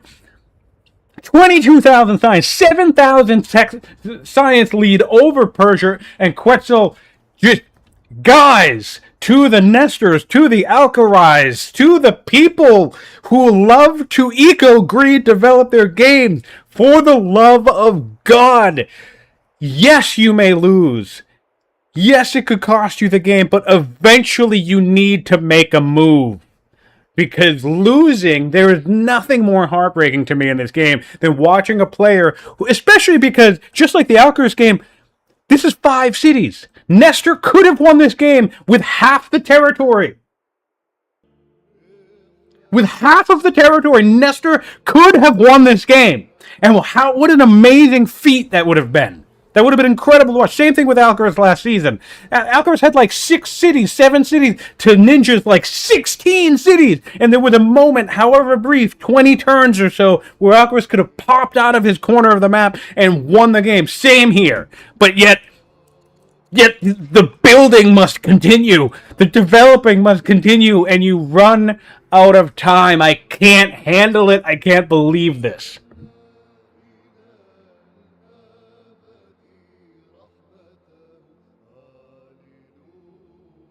I cannot believe it. I can't believe it. I can't believe it. Let's take a peek on that jurisprudence grab. Alcaraz is saying, I think jurisprudence is a trap. I don't fully agree. I think elites can pay off huge in endgame states like this. And I actually think, comparatively, with the order difference between Persia and Yushi, I think elites actually might have worked very well for the Yushi, because the Yushi player could be very focused on military-only moves, and let's say, for example, in this turn, he was done with all of his military moves, and obviously he's not, but just for the sake of the argument, he did a little attack, he killed some units, and he was happy with his turn. You could then roll over those 17 units into next turn, and you could keep taking turns like that, and hopefully building up enough orders for forward momentum. So I actually think Elites has a lot of long-term strategic value in these longer games because, dude, this is a turn 143 game. This is not the classic duel. I think lots of late game stuff matters at this point in time. All right, we're also coming up north, trying to break in through all three sides, and this just tells me we're not going to break in anywhere the turn after. One turn on. Yeah, wow. Wow.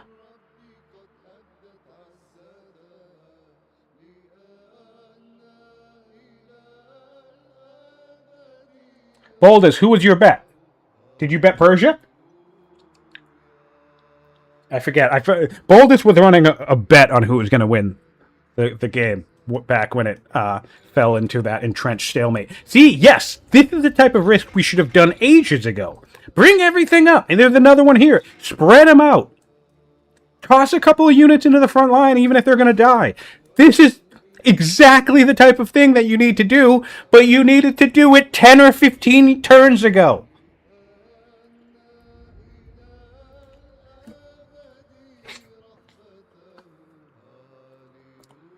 Boulder bet Nestor. Yeah.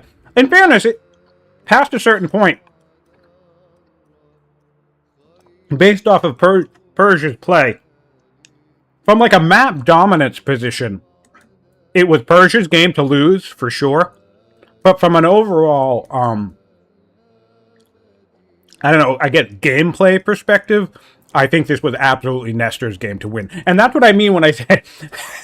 And that's kind of what I meant when I joke about both players deserving to lose. It's not that they, like, deserve to lose. I don't want either of them to lose. But what I mean is, somehow, you in the same game, you get, or at least at different parts in the game, but you get positions where it's almost both players' games to lose, which means they should be both winning, but yet one of them's going to lose, and almost inexplicably so.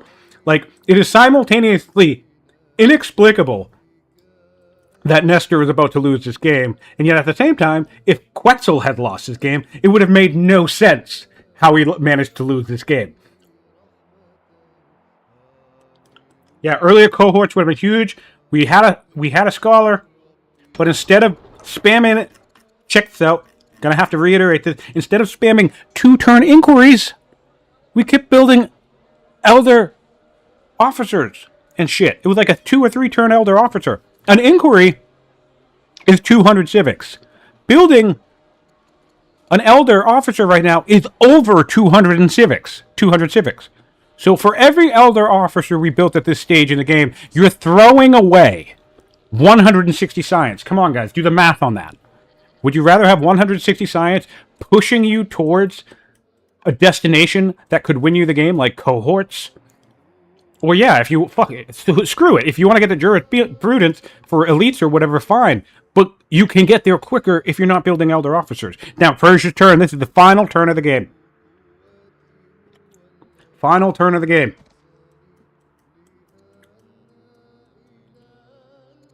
"44 turns. 1 turn opulence Nishapur. 1 turn opulence Parsa. 1 turn opulence Samarkand.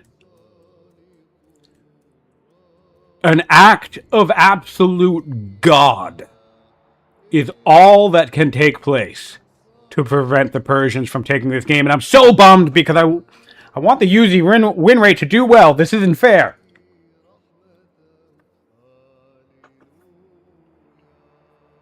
Boldus, if you want to hop on for the post game, I'm here. Oh, I'm here for it. I don't really do great at post game chats. I talk too much.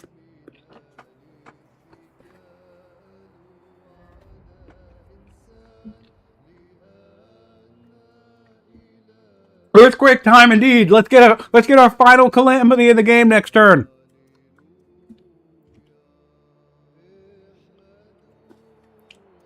Well, I guess it would have already happened, huh? Because Persia is the host for the first turn. But maybe we'll get a calamity on the final turn. That would have been amazing. That would be amazing. Or like a hurricane or something. Imagine if I'm pretty sure during a hurricane you can't send troops along the coast. That would have been fun too. Last-ditch final coastal effort and a hurricane stopped it. Oh. Thanks, Boldus.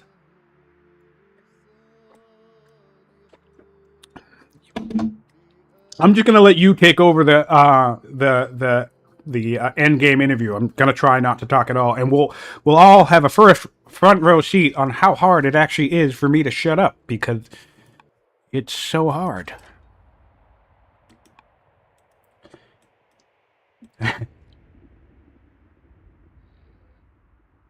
I mean, to be clear, Frederick, Nestor could have had pikemen, infantry square, on like something crazy like turn 80. And when did he get it? That's not. He got it on 120. Yeah, so, yeah. Yeah.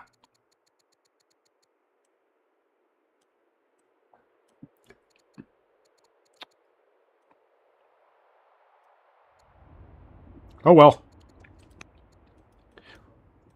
We can all sit back and theorycraft all the ways our players did it wrong, but let's applaud our players for their stamina and their grit for making it 144 turns into the game.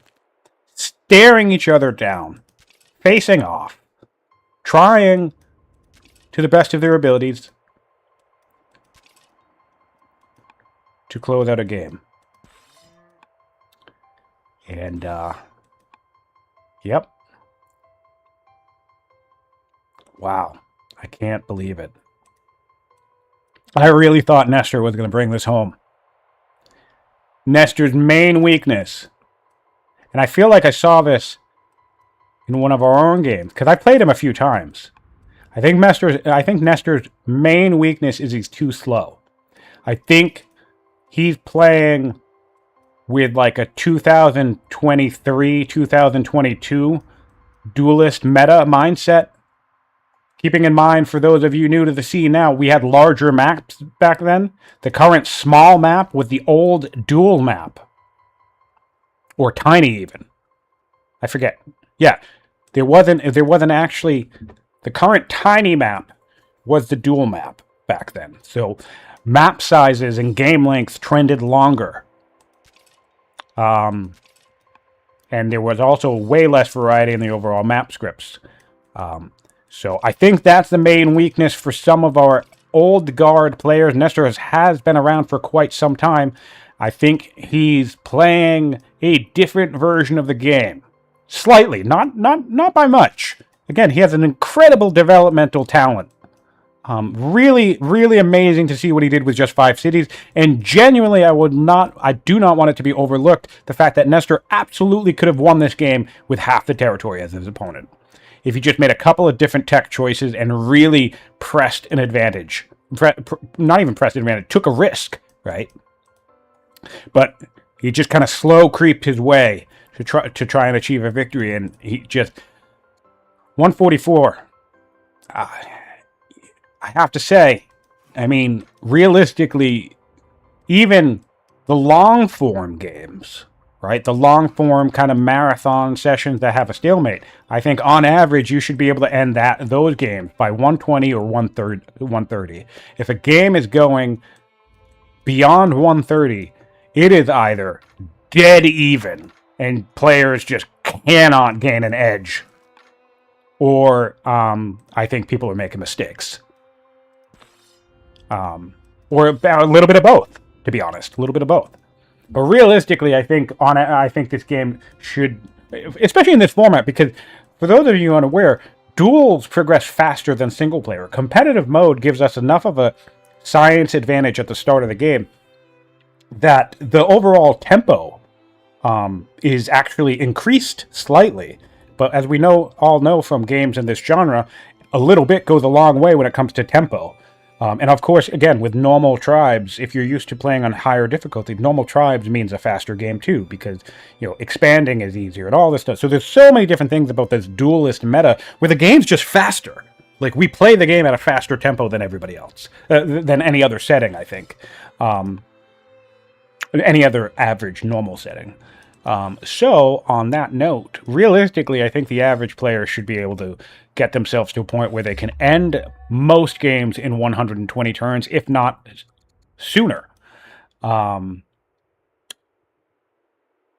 So yeah, if you find that means if you find yourself on turn 120 and the game isn't ending anytime soon, then you need to start thinking about that end game because you could run into this situation where you have run out of time. This is it. This is the last turn. Nothing. I'm not going to call it here. I'm just going to let them play it out because I want, I could let them know that the game's going to end, but what's another 9 minutes? What's another 9 minutes on the back end of like 15 hours worth of game time? Let's see if Nestor can make a play here. Every unit he moved up died, so I'm thinking no. Although the north is relatively drained of units now. But there's just no. I'm not seeing it. Wow.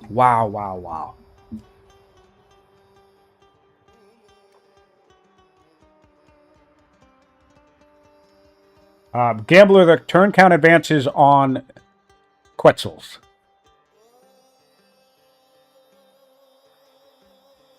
The reason why I called last turn for Nestor the turn that he has to take a city because I have the confidence that there's no way he can take a city now on this turn. He would have needed 2 turns in total. He would have needed to be able to either swipe the city in 1 turn, but even if he couldn't, yeah. Here's the ship. Yeah, maybe Pura Shapura should have been the target.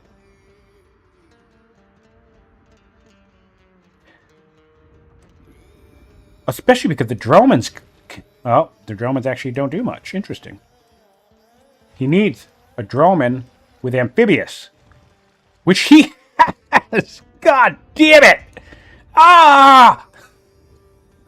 You know how much damage that could have done if you just sat it here poking against the city this entire time?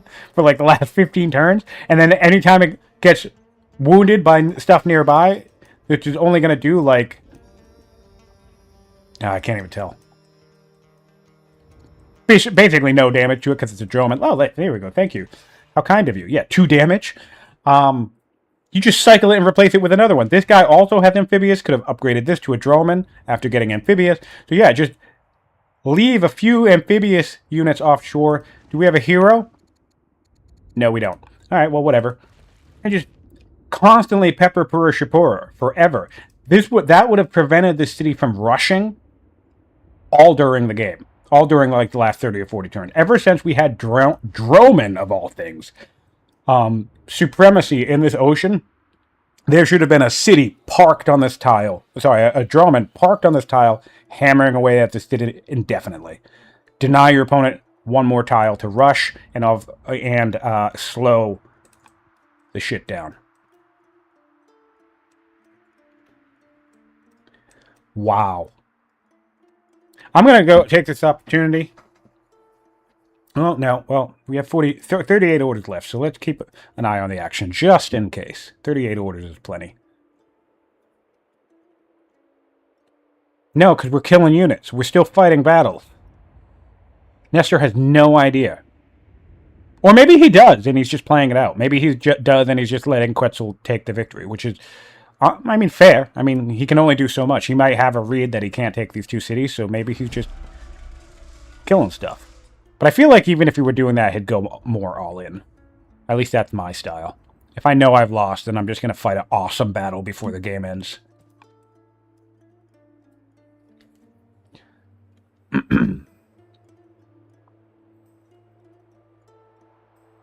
25 of you guys here to witness this epic victory. Thank you guys so much for tuning in. If you watched this whole match, we made it. We made it at last.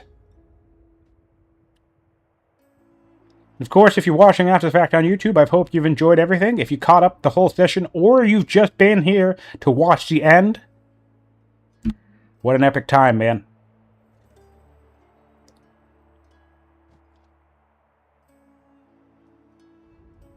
An epic time.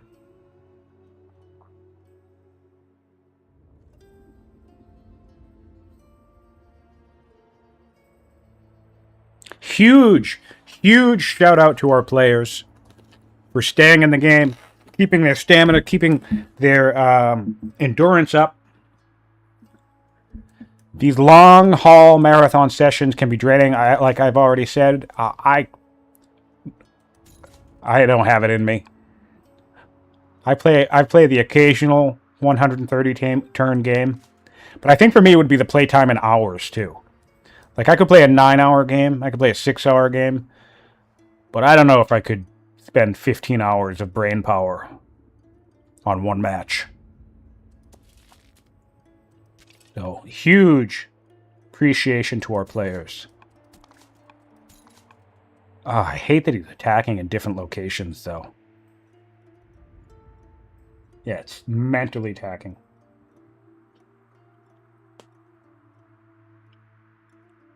Mentally taxing. It is! What?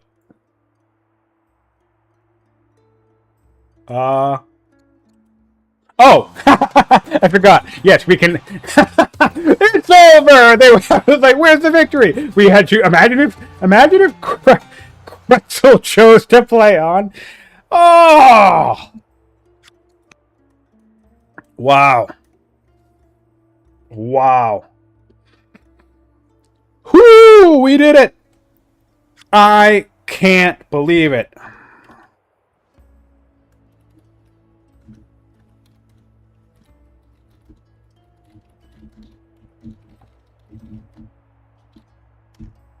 I can't believe it. Absolutely wild. Absolutely wild. All right, let me get my headphones and everything set up. And let's get down to the Hanging Gardens at Boldus. Meet me there. We'll do this post-game.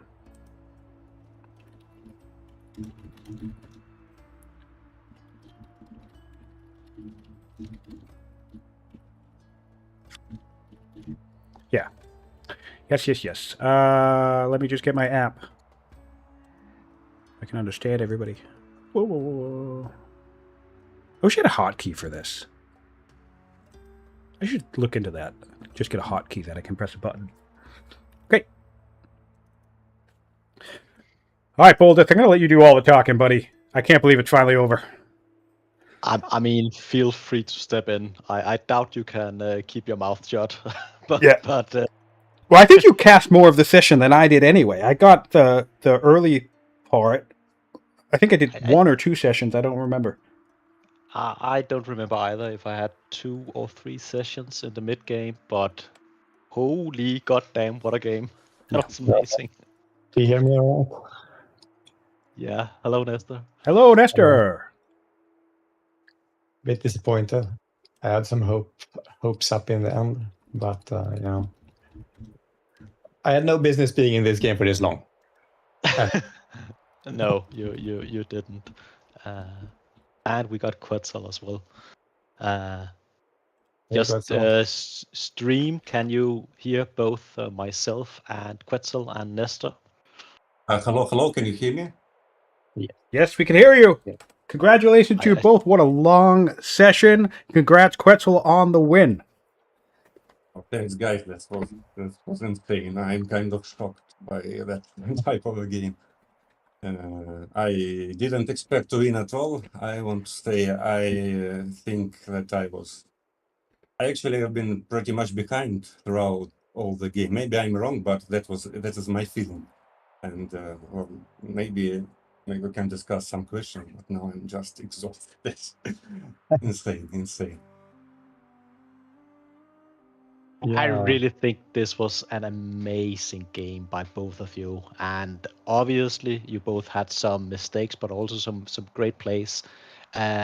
Nestor, how long did you think you had left before you had to take a city? I imagine you were quite surprised 5 minutes ago when you saw the defeat screen. Yeah, I thought I would have. I don't know. I wasn't sure in the end, but I thought I would have maybe like 5 more turns. So I knew it was coming. Yeah. All right. But, And you decided to go to take all the wonders, I suppose, yeah, to not let me build them, right? Yeah, exactly. So, Nestor, Go ahead. Go ahead. I'll finish the thought. I was saying on the wonders. I was surprised that you hadn't built them sooner. Yeah. Well, actually, guys, I had a lot of problems with this game throughout all the game, and well, I'm quite an inexperienced player. Actually, this was only my second duel ever. So the first one was in the first round, and yeah, not make me feel any better. Actually, I didn't know UG quite well. I knew about the strategy with Russian stirrups, but I didn't know how to counter it. So I was reflecting for quite a while during this game where to go, what to do, which units to use. Actually, I was thinking, I was choosing between spearmen, archers, camels, 4 laws unique units, 7 laws unique. So I eventually decided to go for spearmen and 4 laws unique units, but because of the draw piles, I had to open archers first, and maybe that was even better. It turned out to be even better because with their sentinel promotion, they are really strong. And I was quite surprised that Nestor, you didn't attack, you didn't rush with horse archers. Could you explain why didn't you do that? Yeah, I'm not a very experienced USC player. I actually wanted to play Persia. And then I had to pivot, and I had practiced a little bit of USC. So I thought, okay, maybe I don't play a lot of the pasture start nations. It's like my I mean, you were quite quick on the stirrups, or weren't you? I mean, no, I was actually quite slow. I feel like I think that was like my first big mistake, is that I was very greedy in the beginning, and I didn't have any military tech. So when you started pushing in, I didn't feel like I had anything to counter you. Yeah, that was a surprise for me that I found myself stronger than you, and at the same time you were about to open stirrups, I think, and it was a surprise that I found myself strong and decided to put some pressure, and you retreated. That was a surprise, actually. Yeah. What propelled you to go north, Nestor? You got this perfectly coastline down south.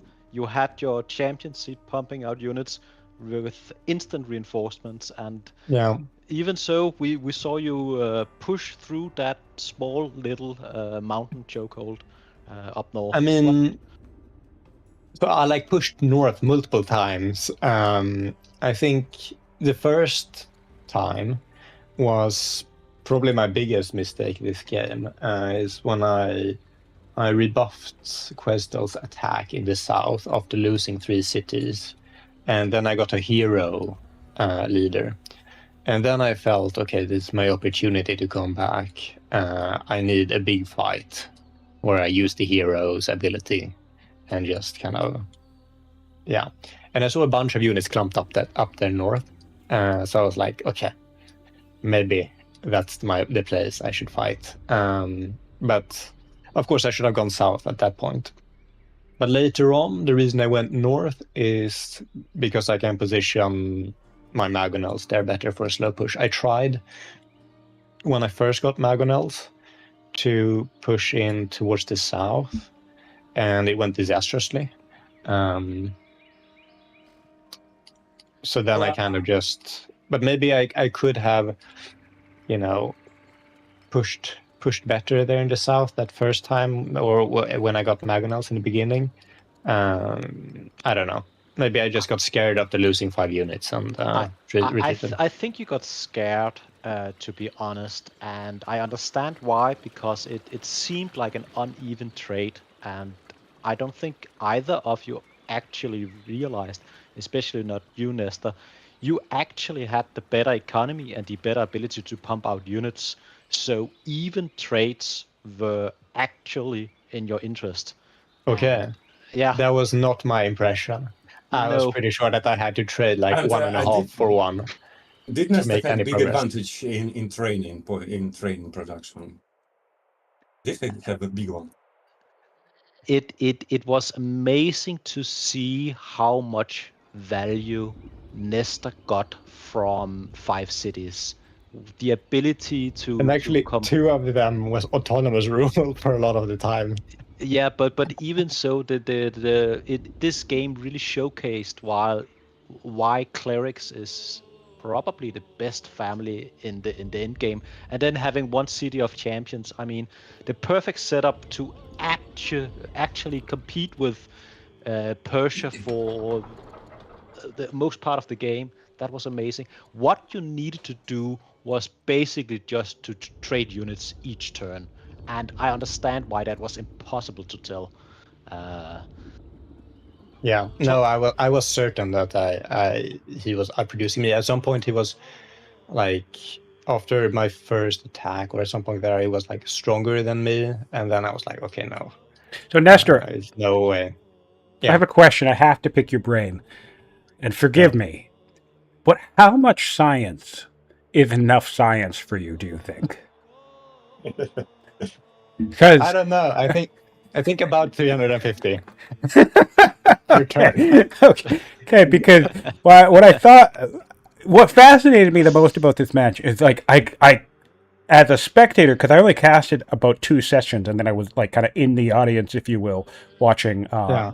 Boldus cast, and I remember thinking of multiple different times, kind of like this sense of like, when is it that you feel that you're ready to make a move? Because there was one point way early in the game in one of the cast sessions that I cast where it's like I felt like you could have gotten infantry square anywhere between turn 80 or 90, and yet in those time frames we're getting things like architecture. Well, architecture was a little bit later, but we're getting portcullis, we're getting architecture, we're getting we get hydraulics.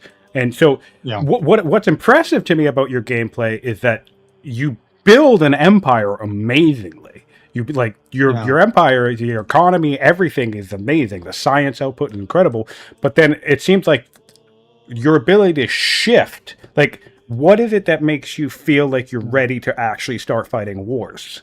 I mean, the architecture, all the like the architecture, the scholarship, the hydraulics, and the windlass, I feel like were necessary because otherwise I didn't have any economy to. Like I needed the some of this stuff for economy to get more production, and I needed the science to get to Magonels because that was my thinking for victory. And I mean, when I got Magonels, then I did push in. And so I need to like see some window or like some advantage where I can like, yeah. Well, actually, I thought when you got the mangonels, I thought that the game was over because the Me mangonels. too. Me too. In my opinion, I think we all did. in my opinion, mangonels is the unit that makes the difference and decides the game because they can hit you and you cannot hit it back. So Yeah. so, And I was like, and that was my biggest surprise because like it feels like every time I get Magonels, I win the game. And if my opponent does that Magonels, and then I attacked, and I lost the battle, and I was like, fuck, I threw everything. you overcommitted a bit maybe when you rushed too many of your unique units. How is the Yeah, complaint? I think Not so. sure. I think so. Yeah. I think at that point it was like late in the evening, and I was like, I'd been on the like edge of like, okay, now soon I will attack. I will attack. I will attack. Once I get the Magnals, I will attack. And then I got the Magnals, and I was like, GG, I win. and And you then absolutely I moved attacked. everything in. Yeah. Yeah. I that was- Quetzal, a question for you. How many councils is enough councils? If the question for science was to Nestor, you did, I think, 1 million councils in all of your cities. Had you at any point considered building maybe an additional worker? Yeah, I did a lot. Firstly, the reason was because I have had problems with my economy, so I didn't have enough money income, didn't have enough trading, maybe civics. I don't actually remember now. That was the first reason why I did it. But then workers. Actually, I built some extra workers after capturing those cities at the center.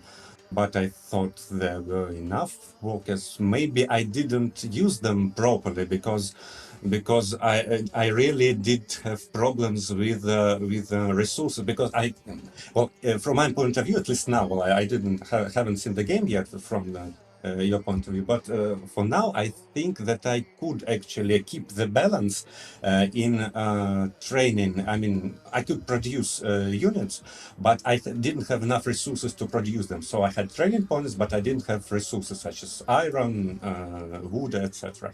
So yeah, maybe that was my mistake, not to build enough quarries or lumber mills, something like that. But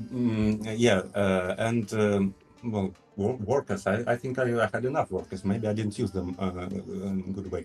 And yeah, the council, the reason for running councils was the problems with the economy, and I actually didn't see anything I could produce in the city. So I didn't have resources for military units and Yeah. didn't want to spend resources for other projects. And your reasoning is perfect in the end here. What prompted you to finally change your laws into vassalage and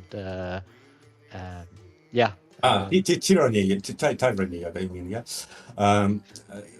I was keeping that opportunity in mind for quite a while, but I was afraid to lose even more science. I was feeling I was quite behind in science, and I wanted to catch up, but at the same time I had problems with economy. So I just wanted to keep the constitution law and the centralization law as long as I could. And then when I finally got something like negative 500 gold per ton, yeah, I decided to go for switching the laws. And another point is approximately at that point I established the agent, how's it called, agent network or so in the most scientific city of the UAG, and then I put my agent there who could produce something like 35-40 signs per turn. And besides, that was a good move from Nestor, that he actually kept removing that network. And I had to establish it again and again. Well, and yeah, at that point I decided to switch the laws, but I had that opportunity in my mind for some time. That was actually really cool to see, by the way. I don't think it was pointed out much, or if at all, but the fact that Nestor was actually sabotaging the network is a niche enough ability that I don't think it almost ever gets used, but it's not a bad usage of your Spy Master if you're not really doing much else with them, because you can make it annoying to have your opponent siphon that major science. Yeah, but it's only like slightly annoying, so it's, I don't know. It's kind of pointless, but yeah, I was doing it. I was spamming it constantly because, any advantage that I can get, of course. Exactly. So I actually do have a question for you guys, because it's for both of you, but I'll let Nestor answer first. On Discord, when you guys were chatting about this game the other day, you had said that you'd both been learning a lot through this game, and the marathon session and all that stuff. So if you can think of anything, no big deal if you can't, but if you can think of anything, what would you say is one lesson that you've taken away from this game now that it's finally over? I think I learned a lot about my combat fighting, and I think when launching attacks in network, I will often be quite impulsive and kind of just not think it through beforehand. And so lately I've been trying to practice more late game battles against AI without undo, to just kind of get better at that. Fighting without undo certainly does get tricky, because I think in the cloud style we're all used to being able to like undo. You basically use undo to calculate stuff, which is fair game, but not being able to do it in network certainly makes it tricky. And so Quetzal, what would you say is one lesson you might have taken away from the game?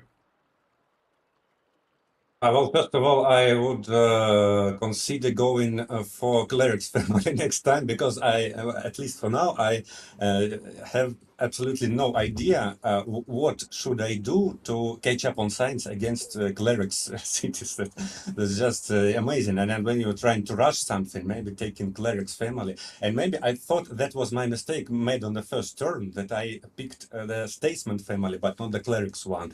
Maybe I should pick, and that case, I actually didn't have any problems with civics or orders in this game, but I had a lot of problems with science. So therefore, maybe I should pick clerics family, and the game could have gone more smoothly.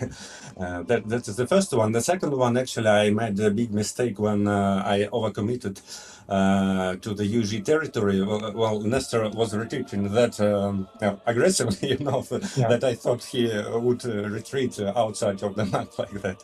And I overcommitted. I lost a lot of units on his territory. Yeah. And yeah. I think that was my opportunity to get back in the game, and I think after that, after failing to take that opportunity, it's been a lost game. It's been your game, I think. Yeah, actually, if I might ask one more question, guys, why do we turn off the at least double point victory? I kind of understand why do we set the high amount of points, but why do we at least? I mean, I found in this particular game, I found myself having 11 cities versus 5, and I wasn't even close for victory. So 47 points seems quite a lot. But I think if you had gone for the wonders, you could have won like turn 90. Yeah, I think. yeah. So it's been, yeah. Yeah. So basically, to explain it out, and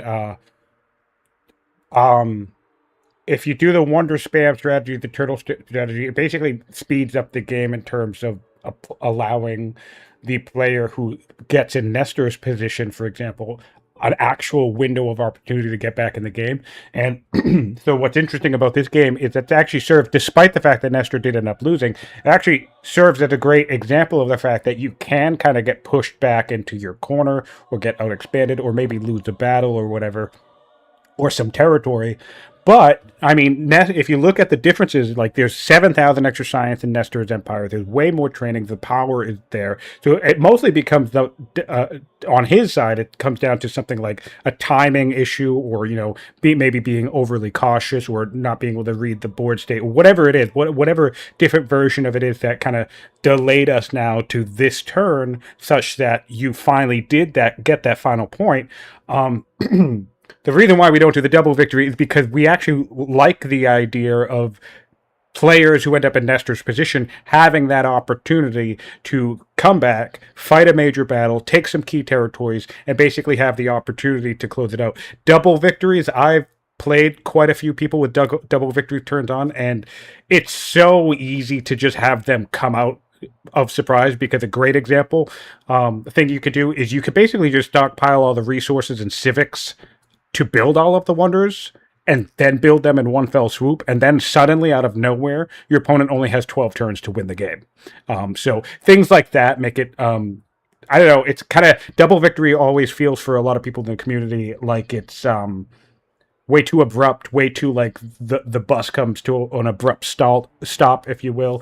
And we also ideally, not always, but ideally we want to see conflict and battles in these games too. So double victory would also create an environment where you could kind of just sit back, turtle up, and wonder spam, and then same thing, your opponent's on a clock and they don't have a lot of time to close out the game, which means you could have an entire game played without really much conflict. So we kind of want to create opportunities where players can kind of really fight for that win, or they at least have to defend the victory. And I think Nestor absolutely had an opportunity in like the last 40-ish turns even to come out with some type of plan. Amazing. Yeah, and close out the game. And that's the kind of environment where we don't really, ideally, we don't want these long marathon games that go to 140 or take all these hours to play. But we're totally cool with like a 100, 120 turn game, and giving somebody in this position like Nestor the opportunity to eco greed, build up, get a better science economy or a better economy overall, and then take the fight to you and say, okay, yeah, well, you got 15 turns to win. Well, I'm going to take a city in those 15 turns, and then what are you going to do about it? Yeah, thanks. I got it. And one more thing, I just want to add another lesson from this game that you shouldn't stop developing your empire in a situation where you're no, at least when you're thinking, if you're thinking that you're really behind, because Yeah. this game. Interestingly enough, I feel like you guys both had a little bit of opposite problems. I feel like Nestor kind of kept developing past a certain point where maybe it made sense, or at the very least should have started shifting more towards aggression, like constant unit spam, constant trading, constant pushing, right? Harass, because the state of Quetzal's economy, I just don't think you would have been able to keep up with it, even if Nestor wasn't making even trades or like bad trades, if you will. I think overwhelmingly I think eventually the economic advantage on his side would have won out. But on the flip side of things, it's like, yeah, Quetzal reached a point where he had twice the size of the empire as Nestor. But yeah, you kind of, for a minute there, just kind of stopped developing it. And so that was a commentary from observers quite a bit from both sides, which are like, Nestor, it's like, dude, just go, go, go, go. And Quetzal was like, oh my God, build workers and develop and build a quarry or something. So yeah, it's interesting. Kind of, you kind of had opposing styles and conflict with each other. Yeah, it is always you feel it is always dangerous to attack when you see that you are similar to your opponent, or you are afraid to lose too many units. So yeah, it's understandable. Yeah.